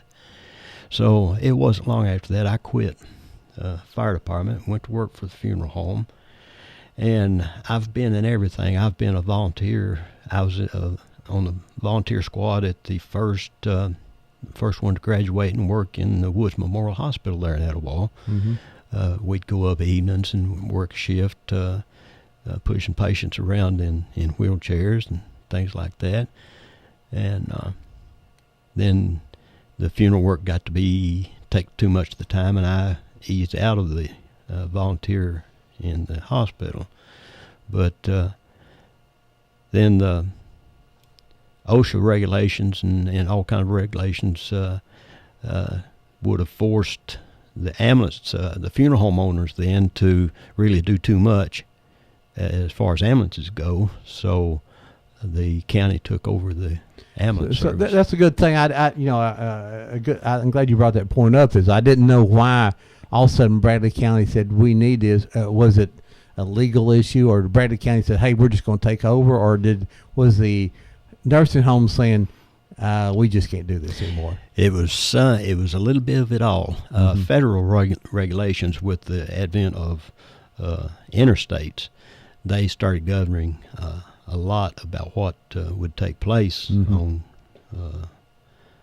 out on the interstates and public roads, and that's one thing that sort of forced counties into ambulance service and funeral homes out of ambulance service. And I imagine insurance, of course, had to continue to go up and up with the risk that you were taking, running very fast to get someplace and then grabbing somebody. And I don't know if the Good Samaritan Act covered you since you were a business. If you threw them in the car and you broke their neck, I mean, that sounds terrible, but those had to be a lot of liability to those funeral homes too. Absolutely. I want to ask you now, I want to know some of the names of some of the people who worked around the funeral homes here in town. George Poe, we know that. Fats Schultz. Ralph Buckner. Who's some of the other guys? L.J. Murphy. Yeah, he's the one that had the place there on South Lee Highway. Is that all he ever did his life, you think? It is. Yeah. When he got out of the service, he set up the funeral home here in Cleveland. And Roy Austin was another one that worked in funeral homes. The Goff boys from from Lee College, Lee University. Oh, now. I didn't know that. Yeah, they lived in the apartment there behind Do they at own, the funeral home at Fikes. They own the subways in this area now, I understand. One of them passed away, did he not? I don't know about Yes. that. I believe he did, yes. Yeah, I just knew that those boys, And I think that was that- before I came to live there in the house Mhm. at the funeral home. And then, of course, the Goodners, and he talked about, I don't know who the Moores were that was involved in that, but was there one down on near 3rd Street in Ocoee? It became the Boys Club? L.J. Murphy had his place in there for a short Okay. period of time. Now, that, like I say, that was before I moved to Cleveland. I wasn't very aware of the work that went on out of those smaller establishments. Now, where was your family from originally? From McMinn County. So you Benson's, grew up in Benson's and Morgan's. Okay. Adair's. They're in Etowah, and between Etowah and Athens, I grew up on a farm. So did you have a cell phone back in? Yeah. Cell phone and cable TV. And, It'd be good to have a phone at all. I'll tell you what, the changes and the progress that I have seen in funeral work and in every And kind just of work. everything. Right. I remember, back when it was the old CB radios, Mhm. and then it went to the big phones that was about 10, 12 times larger than the little phones that you carry on your belt nowadays. And nowadays, what you carry on your belt is just practically a computer. Oh, yes, yeah. Someone online is mentioning Bill Webb. Yeah. Yes, Yeah. Bill Webb was one of the first. He was a ambulance mess. Service EMTs. Yep. He was a mess. He was. I took my very first, the second time I took my certification for CPR was from Bill Webb. And I took my first, I became an instructor of first aid, took a class at Cleveland State. And then later on, of course, you got to keep it up, and you did. And then when I started working around law enforcement, they required us to have the CPR.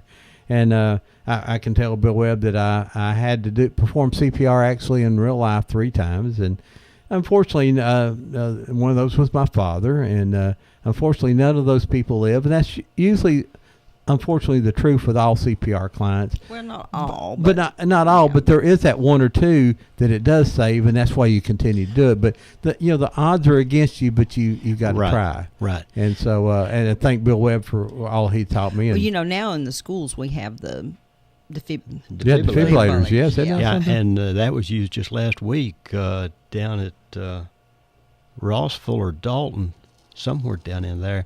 A boy fell over unconscious, and there was 3 or 4 teachers. Gym and teachers one- happened to one be knew- close right, to the gym. Right, Mhm. and you hear about that happening quite a number of times. And if you'd had a defibrillator those 3 times that Mhm. that It you would did hu- it CPR, may have helped. quite possibly have saved Sure. 2 out of But 3. it was and I don't remember now how those got in the school system. I think maybe a grant or something. think they're But federal I think grants. that was good Right. money And spent. they have because them in the. We have people of all ages walk in and out of those school buildings every single day, and we've had emergency situations with people sitting in the parking lot waiting on their kids to come out. Emergencies don't happen at convenient times. There are several malls that do that now too, Oh, and yeah. big Right. industries do that too. You lived on a farm. What kind of farm was it? It was a mostly dairy farm. So did you milk every morning? We moved away from the farm when my brother got to be school age, and I'm 13 months younger than him. So You never got to milk. no, never did. I'd stand in the door of the dairy barn, and my dad would hit me in the mouth with a squirt of milk. So that's the reason I still like my milk today. Well, now you can still get just regular milk. Go Fresh up milk. see a bird Right. dog up there on the Haney's, and you can buy this A gallon of ju- fresh milk. Milk. Whole A milk. lot Whole of milk. times there are. Now I understand your body has to adjust to that kind of Saturday stuff. mornings. I imagine. Yes. At Tractor Supply, sometimes they have some fresh milk with them up there. Of course, they know how to transport it and keep it correctly. And so if you need fresh milk, sometimes they have buttermilk. They have fresh egg. Yeah, they say that the cultures and the fresh milk and then what they've been pasteurized and all that may It's a little richer. May treat you a little differently the first few times you drink it. Right, your system has to develop and it does adjust. So where did you go to high school? I went to high school at the old Etowah High School. It's no longer in existence. You've got McMinn Central High School there now. And, where was Etowah High School at? Do you know where the old ice plant was? No. No. I knew I'd catch you. I know where Etowah is. How's that? You go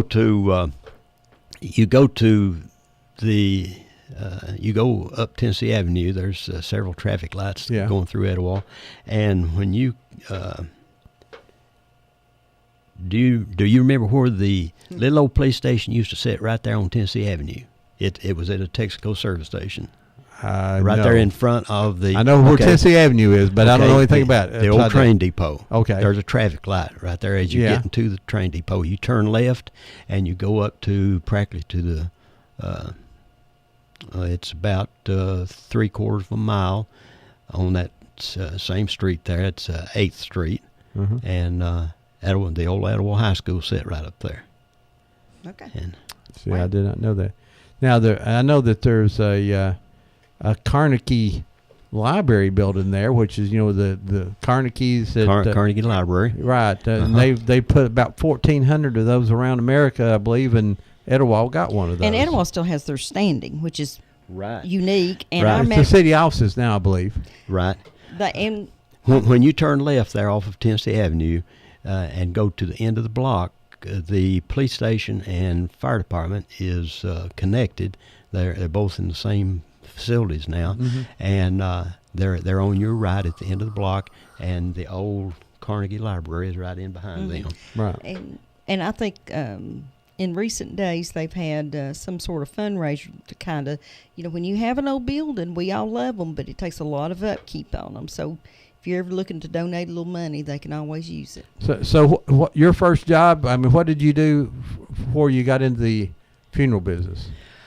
Well, I laid pipeline just long enough to know that I was going to have to find something not quite so physical. Yes, I understand that. I worked in that service station, that Texaco service station there on the Tennessee Avenue, on the right as you, and then I started working for the fire department.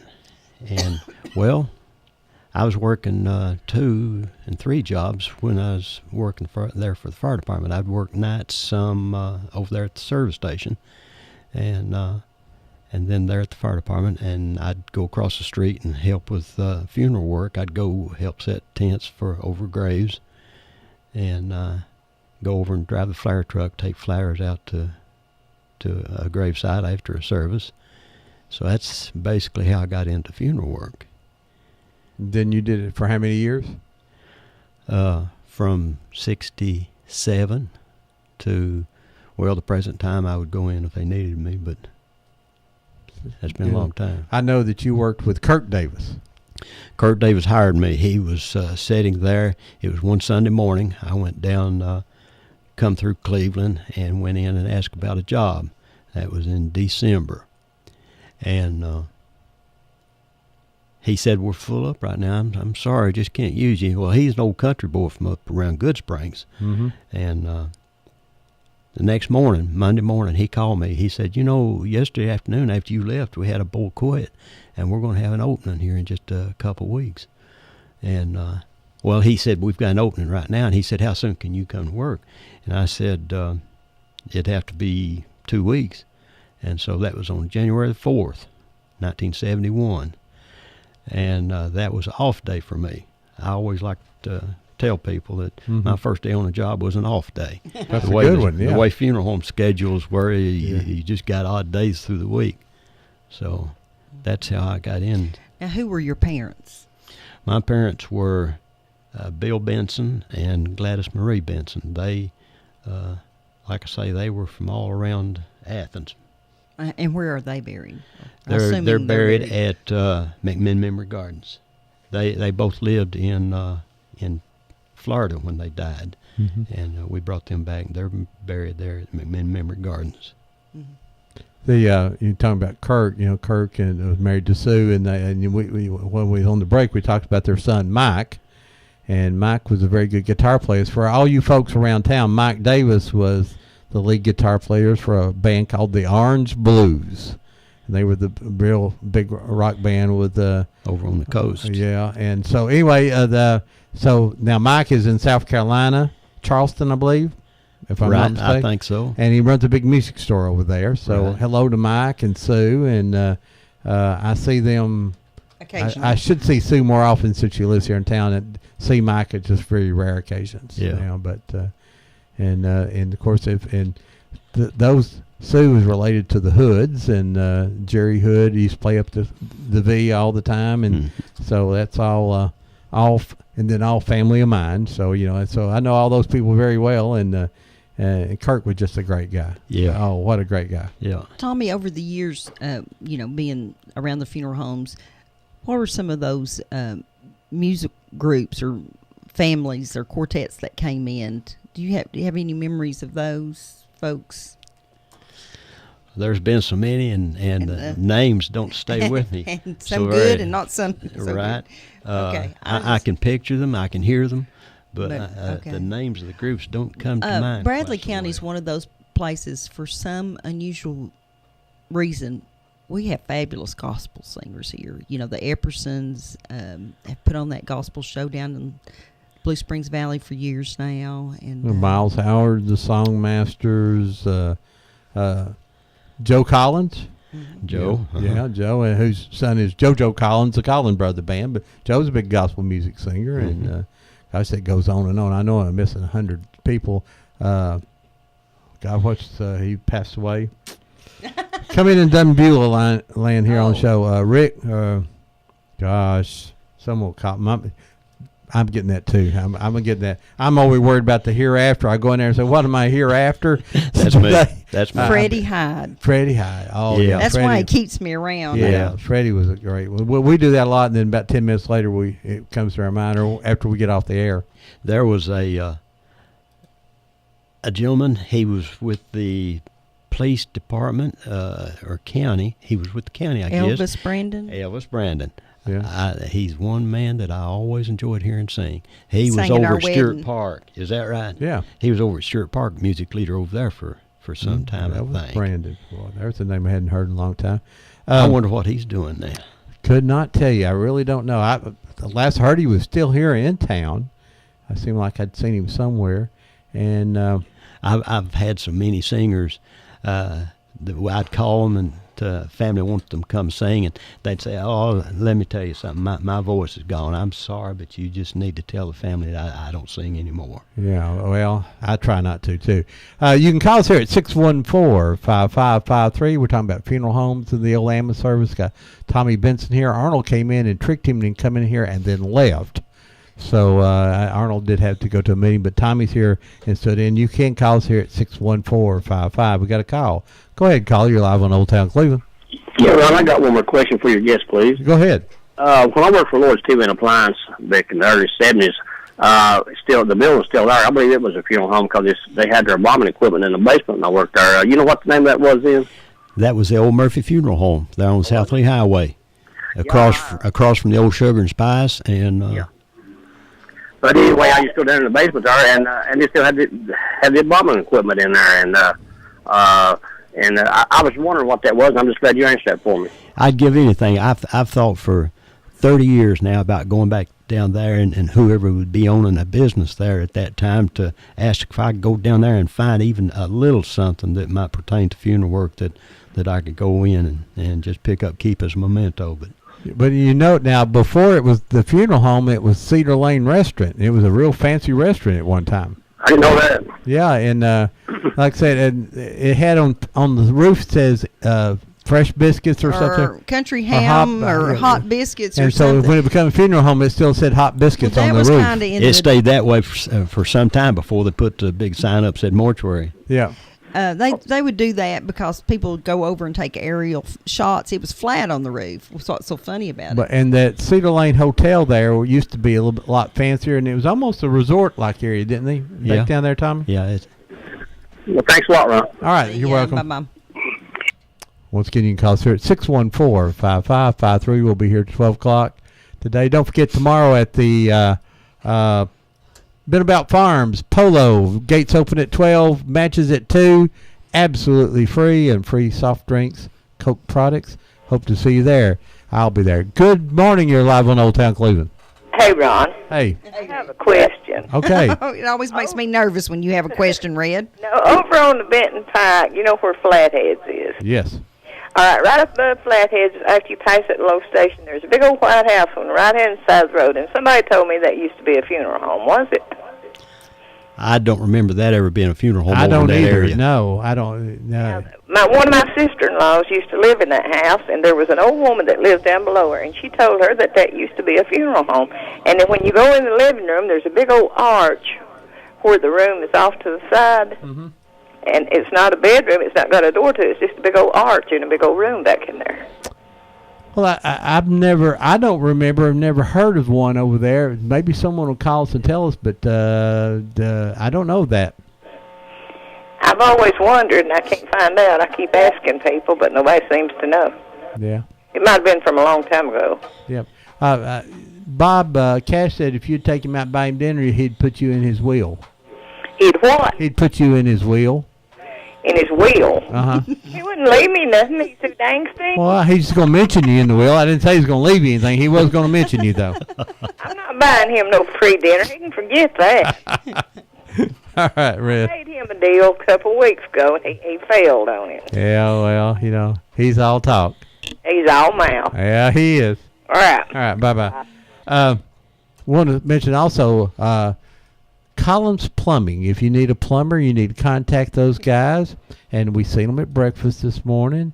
And they bought Deb and I's breakfast about 2 weeks ago, and we like to thank them. And yes, we're talking about you. The best hamburger in town, the Diner on First Street. Don't you agree, Deb? It is That's good. my If you've not had a hamburger down there, that's the place to go. We got a call coming here. Hey, good morning. You're live on Old Town Cleveland. Yeah, it's T-Bandy. Hey, Hey, T, what's T-Bandy. up, buddy? I was calling to remind you of the fish truck, the 27th. All right, then. What kind of fish will you get? Carp to eat the grass, and you got catfish, and I got bass, bluegill, and koi's. So if you have a pond or a lake and you need to stock it, this is people to go see. Tell us your number if they want to pre-order. 478-2405. And this will be down at the Bradley County's Farmer Co-op down on Blue Springs. I'll get that right in a minute. Bradley County. Co-op. Yeah, it's the co-op down on Blue Springs there. And what's the times again? 11 o'clock. 11 o'clock. And if you don't pre-order, just show up. They got bags and everything to take them home with you. And so and they can tell you what you need to keep your pond good and healthy. Yeah. Yeah, that Benson guy there, there used to be a Shorty Benson that handled cattle up at Athens. Yeah, he was my uncle. Was he? Yeah, he was my grandpa's brother. Yeah, well, I remember him real well. Yeah. Yeah, he was the rich one in the family. Yeah. Okay. That's the way it always happens, isn't it? Thanks, T. Next week, we're going to have Gary Miller on the show with us. And We have a movie star coming in next He's Friday. a movie star in recent years. He was in the movie 42, had a speaking part. He was Hunger Games Hunger and Games. Anchorman 2. And he's got a lot of great stories about behind the scenes in the movies. He'll be our show next week. And I was telling Ron earlier, we're pretty much booked. Our next open date's November the 29th. So we'll go from not having anybody on Friday for tomorrow till being 2 months out. So So as we're calling people and they're telling us, sorry, we can't make it, I'll say, well, when can you come? When can you come? And so we're booked. and we got some pretty big people coming in here. You know, we got the Gary Miller, the actor, going to be here. Now, he says I've just got some bit parts, but he's done more acting than Well, I we're have. gonna have a- he's a graduate of Bradley High School, and so we're going to. But he's a Bradley I have guy. a yes, almost maybe, but I'm going to try my best. From the Supreme Court Justice, the Cherokee Supreme Court Justice is coming in from Oklahoma to do a public speaking engagement in Chattanooga, and he's promised me that he will be here in November. Good morning, live on Old Town Cleveland. Hi, this is Neva. Hey, Neva. Hey, Neva, set us straight, sister. How are you feeling, by the way? I miss seeing you at CVS. How are you? I'm doing okay, honey. I'm still recovering, but I'm doing okay. Okay, good. I just wanted to tell Tommy that we appreciate everything that he done for our family while my mom and dad were still alive, and that when Mom passed away, him and Evelyn came to the funeral home and talked to my grandchildren who never got to meet their grandfather, LJ. And my sons thought that was the biggest kick, that he just really made their day after losing their grandmother. And he's a very special person to us. And my dad adored him, and Arnold as well. And we just wanted to say thank you, Tommy, for all you've done for us. Neva, I appreciate you calling. I went up to CVS. It's been 3 or 4 months ago. Evelyn wanted to check about you girls, and I wish you'd pick up the phone and call. We're listed in the phone book. I won't make you write my cell phone number down, but we're listed in the phone book. Tommy Benson on Spring Place Road. Okay. And I wished you would go down there to the old funeral home and go in the basement and see what's down there, because we left pretty quick. Yes. That was after LJ died. He and I were on a funeral. He died with his head in my lap. Oh. On that funeral up toward Tellico. Yeah. And last thing, all the funeral home owners has had a tendency to be thinking about funeral work as they died. I've had 3 in that respect, and your dad was the first one.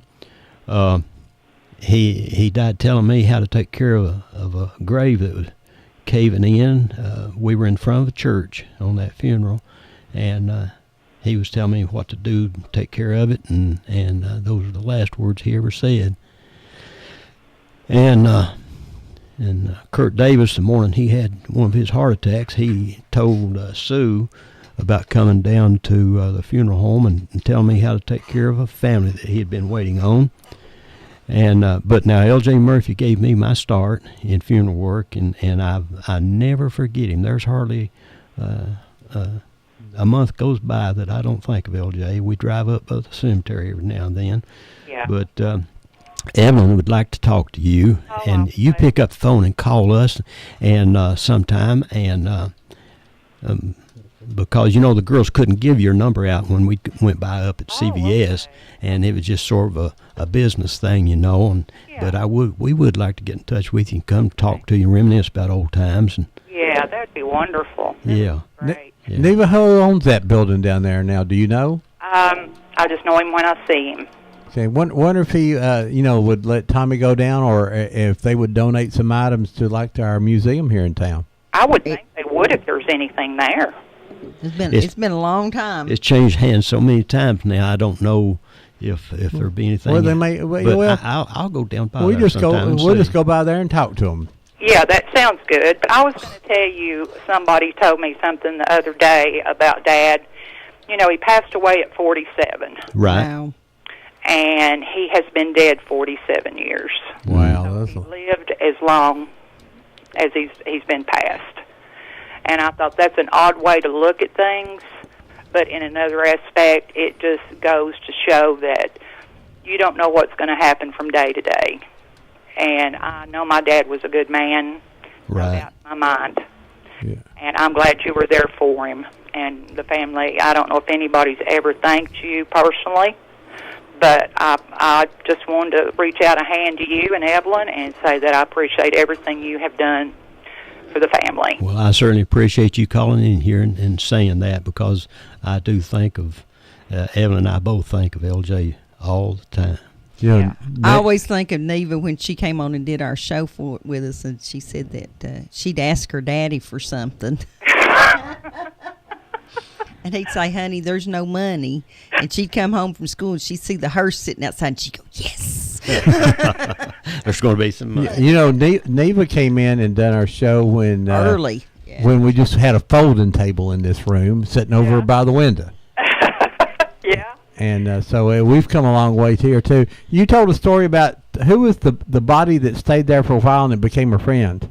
Oh, he was a taxi cab driver that somebody had robbed and shot, and nobody would claim him. Nobody would claim him. And so Dad just took him in, you know, and I think the state ended up burying him, but you had to let him stay for so long as being unclaimed. But, yeah, he was just put on a stretcher, and Dad had him covered completely up, and Mother said, I don't like that. So Dad folded the sheet down, you know, and put a shirt on him, a T-shirt on him.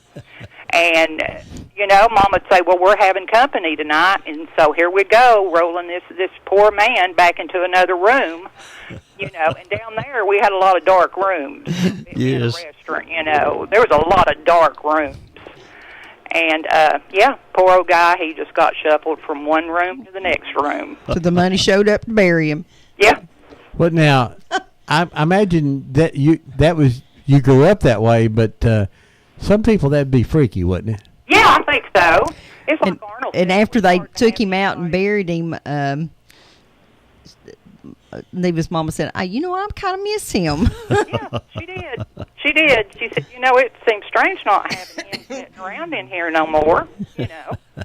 But, yeah, I mean, it was part of life, you know. You came to the situation to where Dad would take the clothes out of his drawers, you know, his chest of drawers or his closet if a family didn't have anything suitable. I know he went through socks like crazy. Mother would get on to him when she'd see him coming up to get a pair of socks, you know. And he said, well, I've got to put some socks on this man. You know, I can't send him to the hereafter without socks on. I've done the same thing. I put one of my suits on a former EMT. Yeah. Yeah.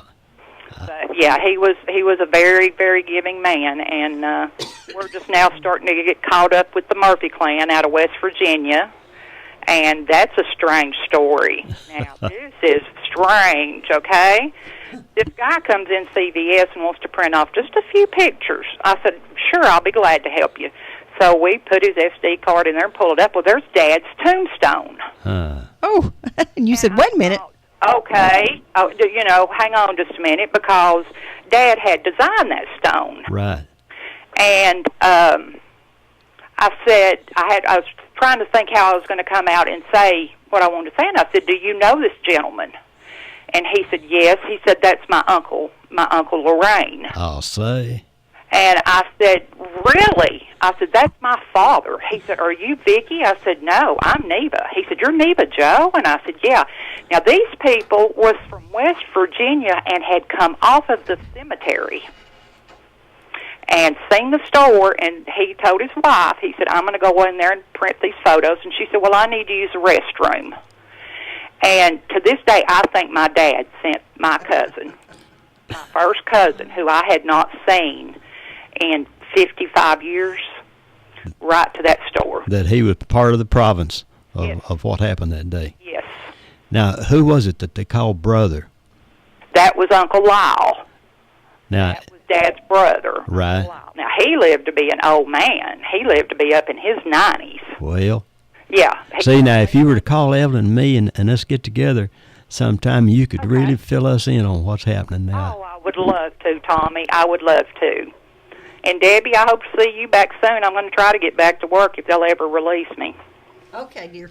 All right, guys. Y'all Well, what about me, Neva? If They don't want to see me. You know that. Ron and I will go down to the old funeral home some of these days, and if we can pick up 3-4 items, they'll take something down to the museum. And, As long as it's not Sam on the stretcher, y'all can bring him home. and we'll be sure that you get something.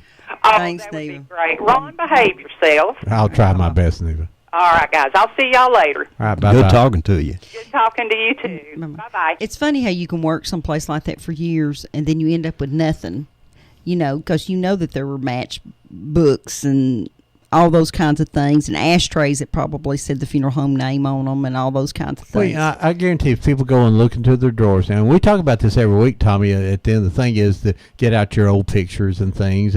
But, buttons and matches and ashtrays and ink pens of places that are no longer here might seem, oh, that's just some old ink pen. Well, if you had, ink pen from Neva's father's funeral home, or where you first worked, or and just like we got a friend who said who have some forks and spoons and napkins from the Cherokee Hotel, because he thought everybody ate on Cherokee Hotel plates. That's where his family worked, and so he thought that's where everybody had CH on their there. Let's get this phone. Good morning, live on Old Town Cleveland. Ron, this is Bob Cash. Hey, Bob Cash, how are you? Buddy? All right, Bob. We talked about you about 3 or 4 times today. Hey, Bob. Well, I hope so. The Tinga reunion is next Saturday, 1 to 5. Oh, the Tinga reunion. Oh, I'd like to go to that now if I can.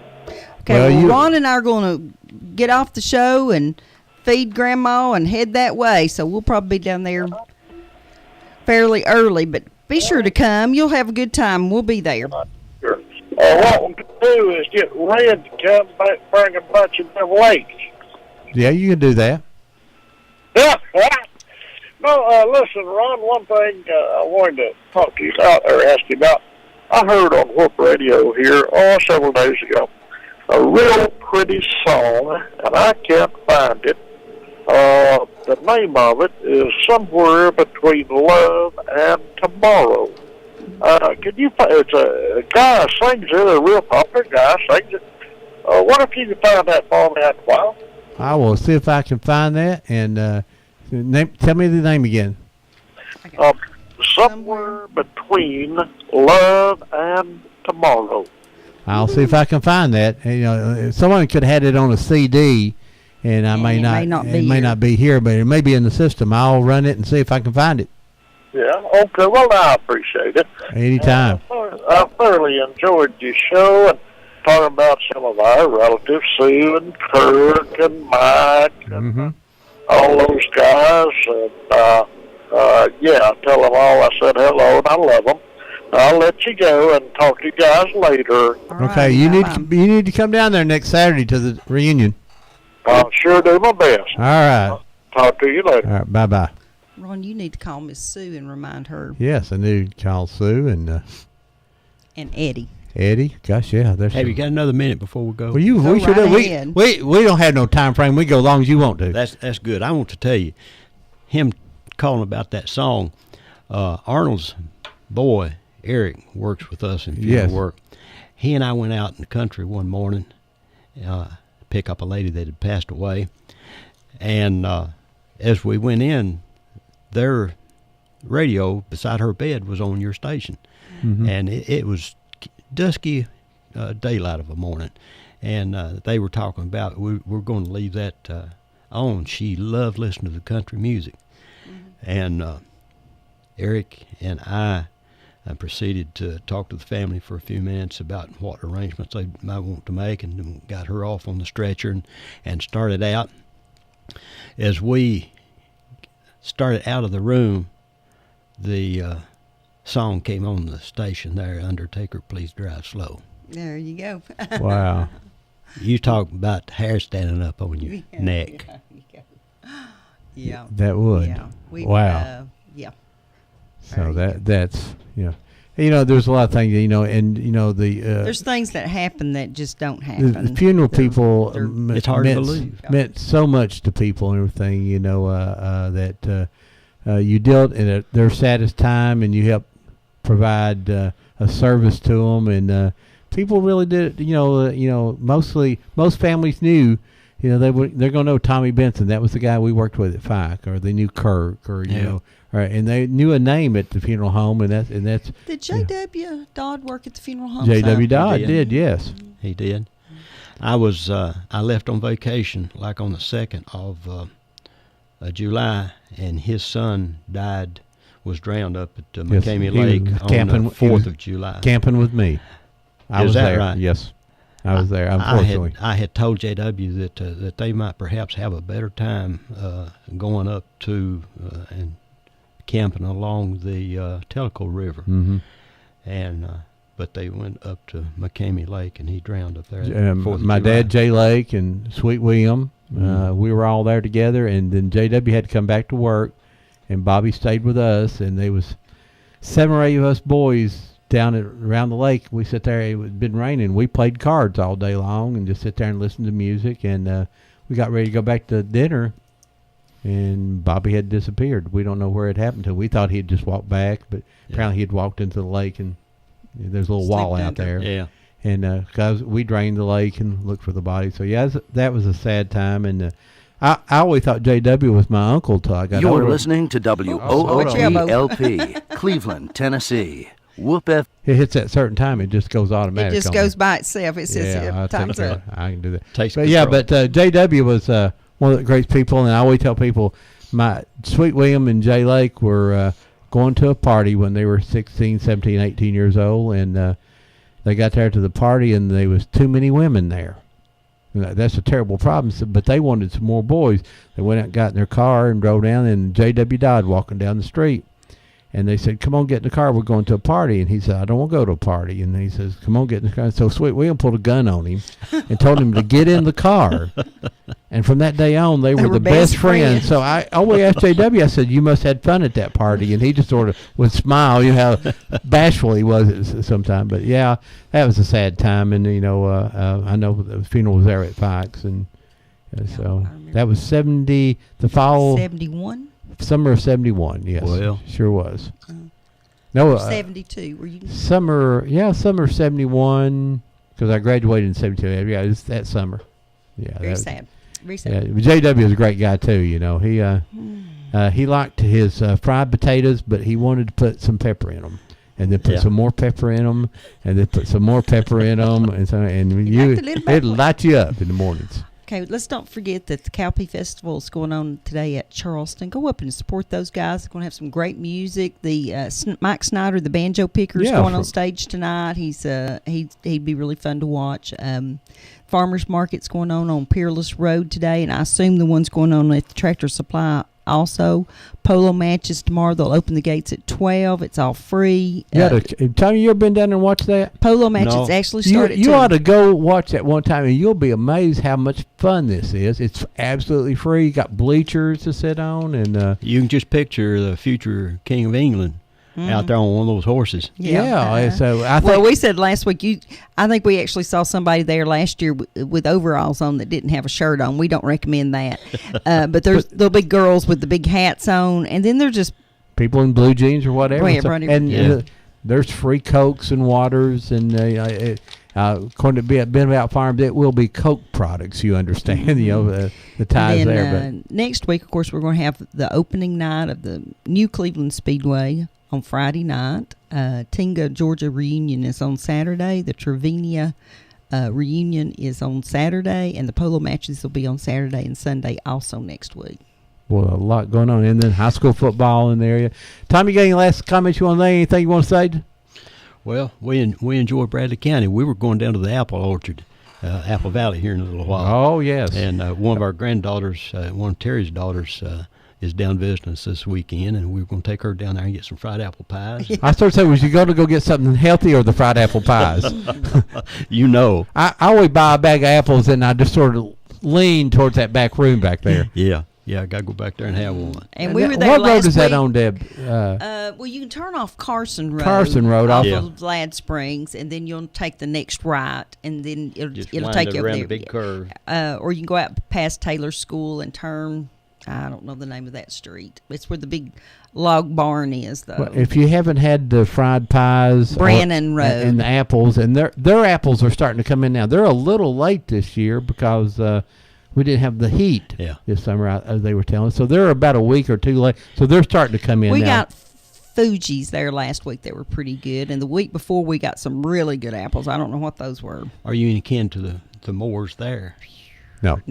Okay. I bet all my family's gone now, Tommy. You know, it's like I say, you probably Sweet William was there, and my dad. They buried him. We're all family goes to Fikes, Yeah. pretty much. That's where our family's always been a tradition or what we do. So, yeah, I remember Kurt and I going down to Chattanooga to pick up Yep. Sweet William. that those sad days, a few days before Christmas, matter of fact. Do you have any tapes of his music? You know what? I think I have a tape somewhere at the house. I had 8 of the old records. And someone was going to put those on tape for me. Yeah. And the dude disappeared from here. So that my 8 records are gone. Anybody ever has the records of Sweet William and the Rhythm Rangers? They played on WBAC and then had albums here. We'd love to have some of those records.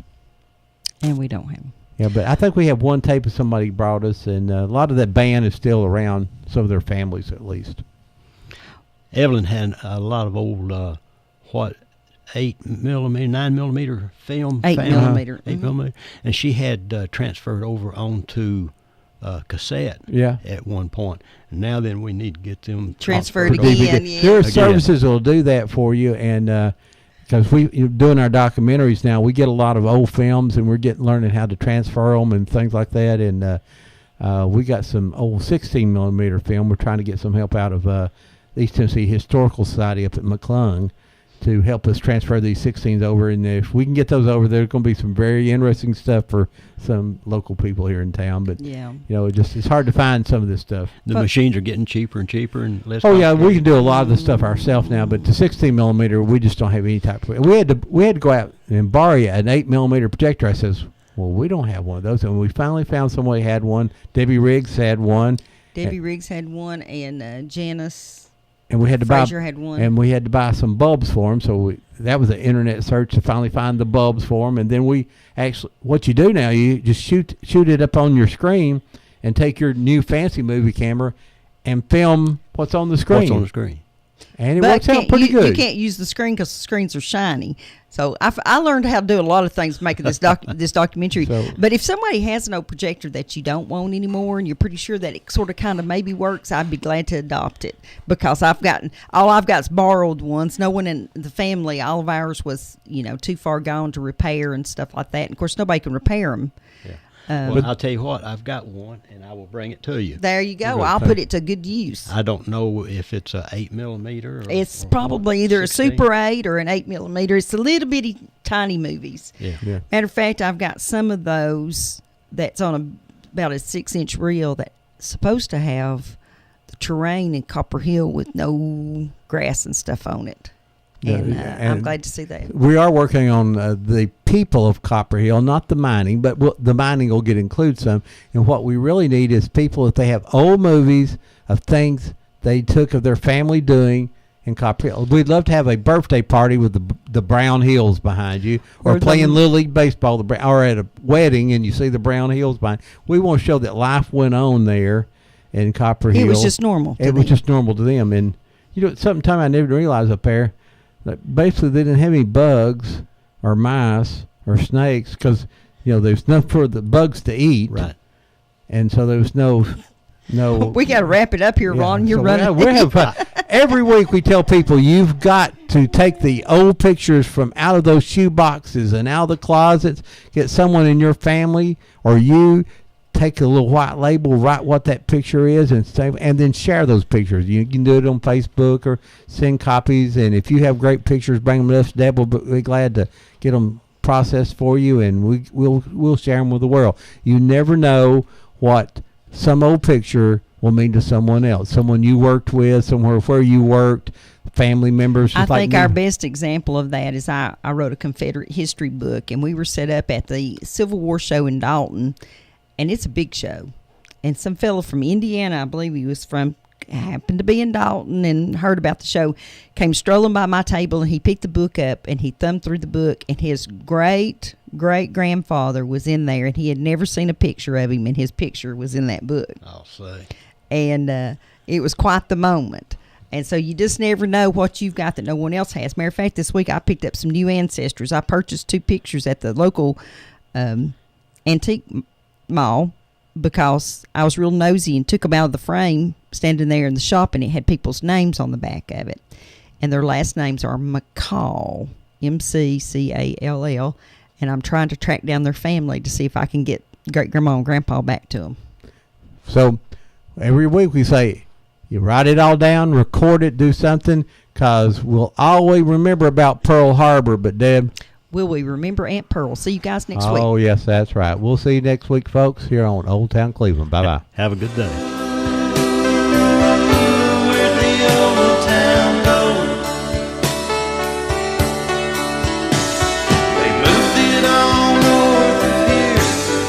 Shopping mall. Ooh, where'd the old town go? Did my hometown get old, or just me? Did all my friends get old, or just me? Are they all gonna have to be told, or just me?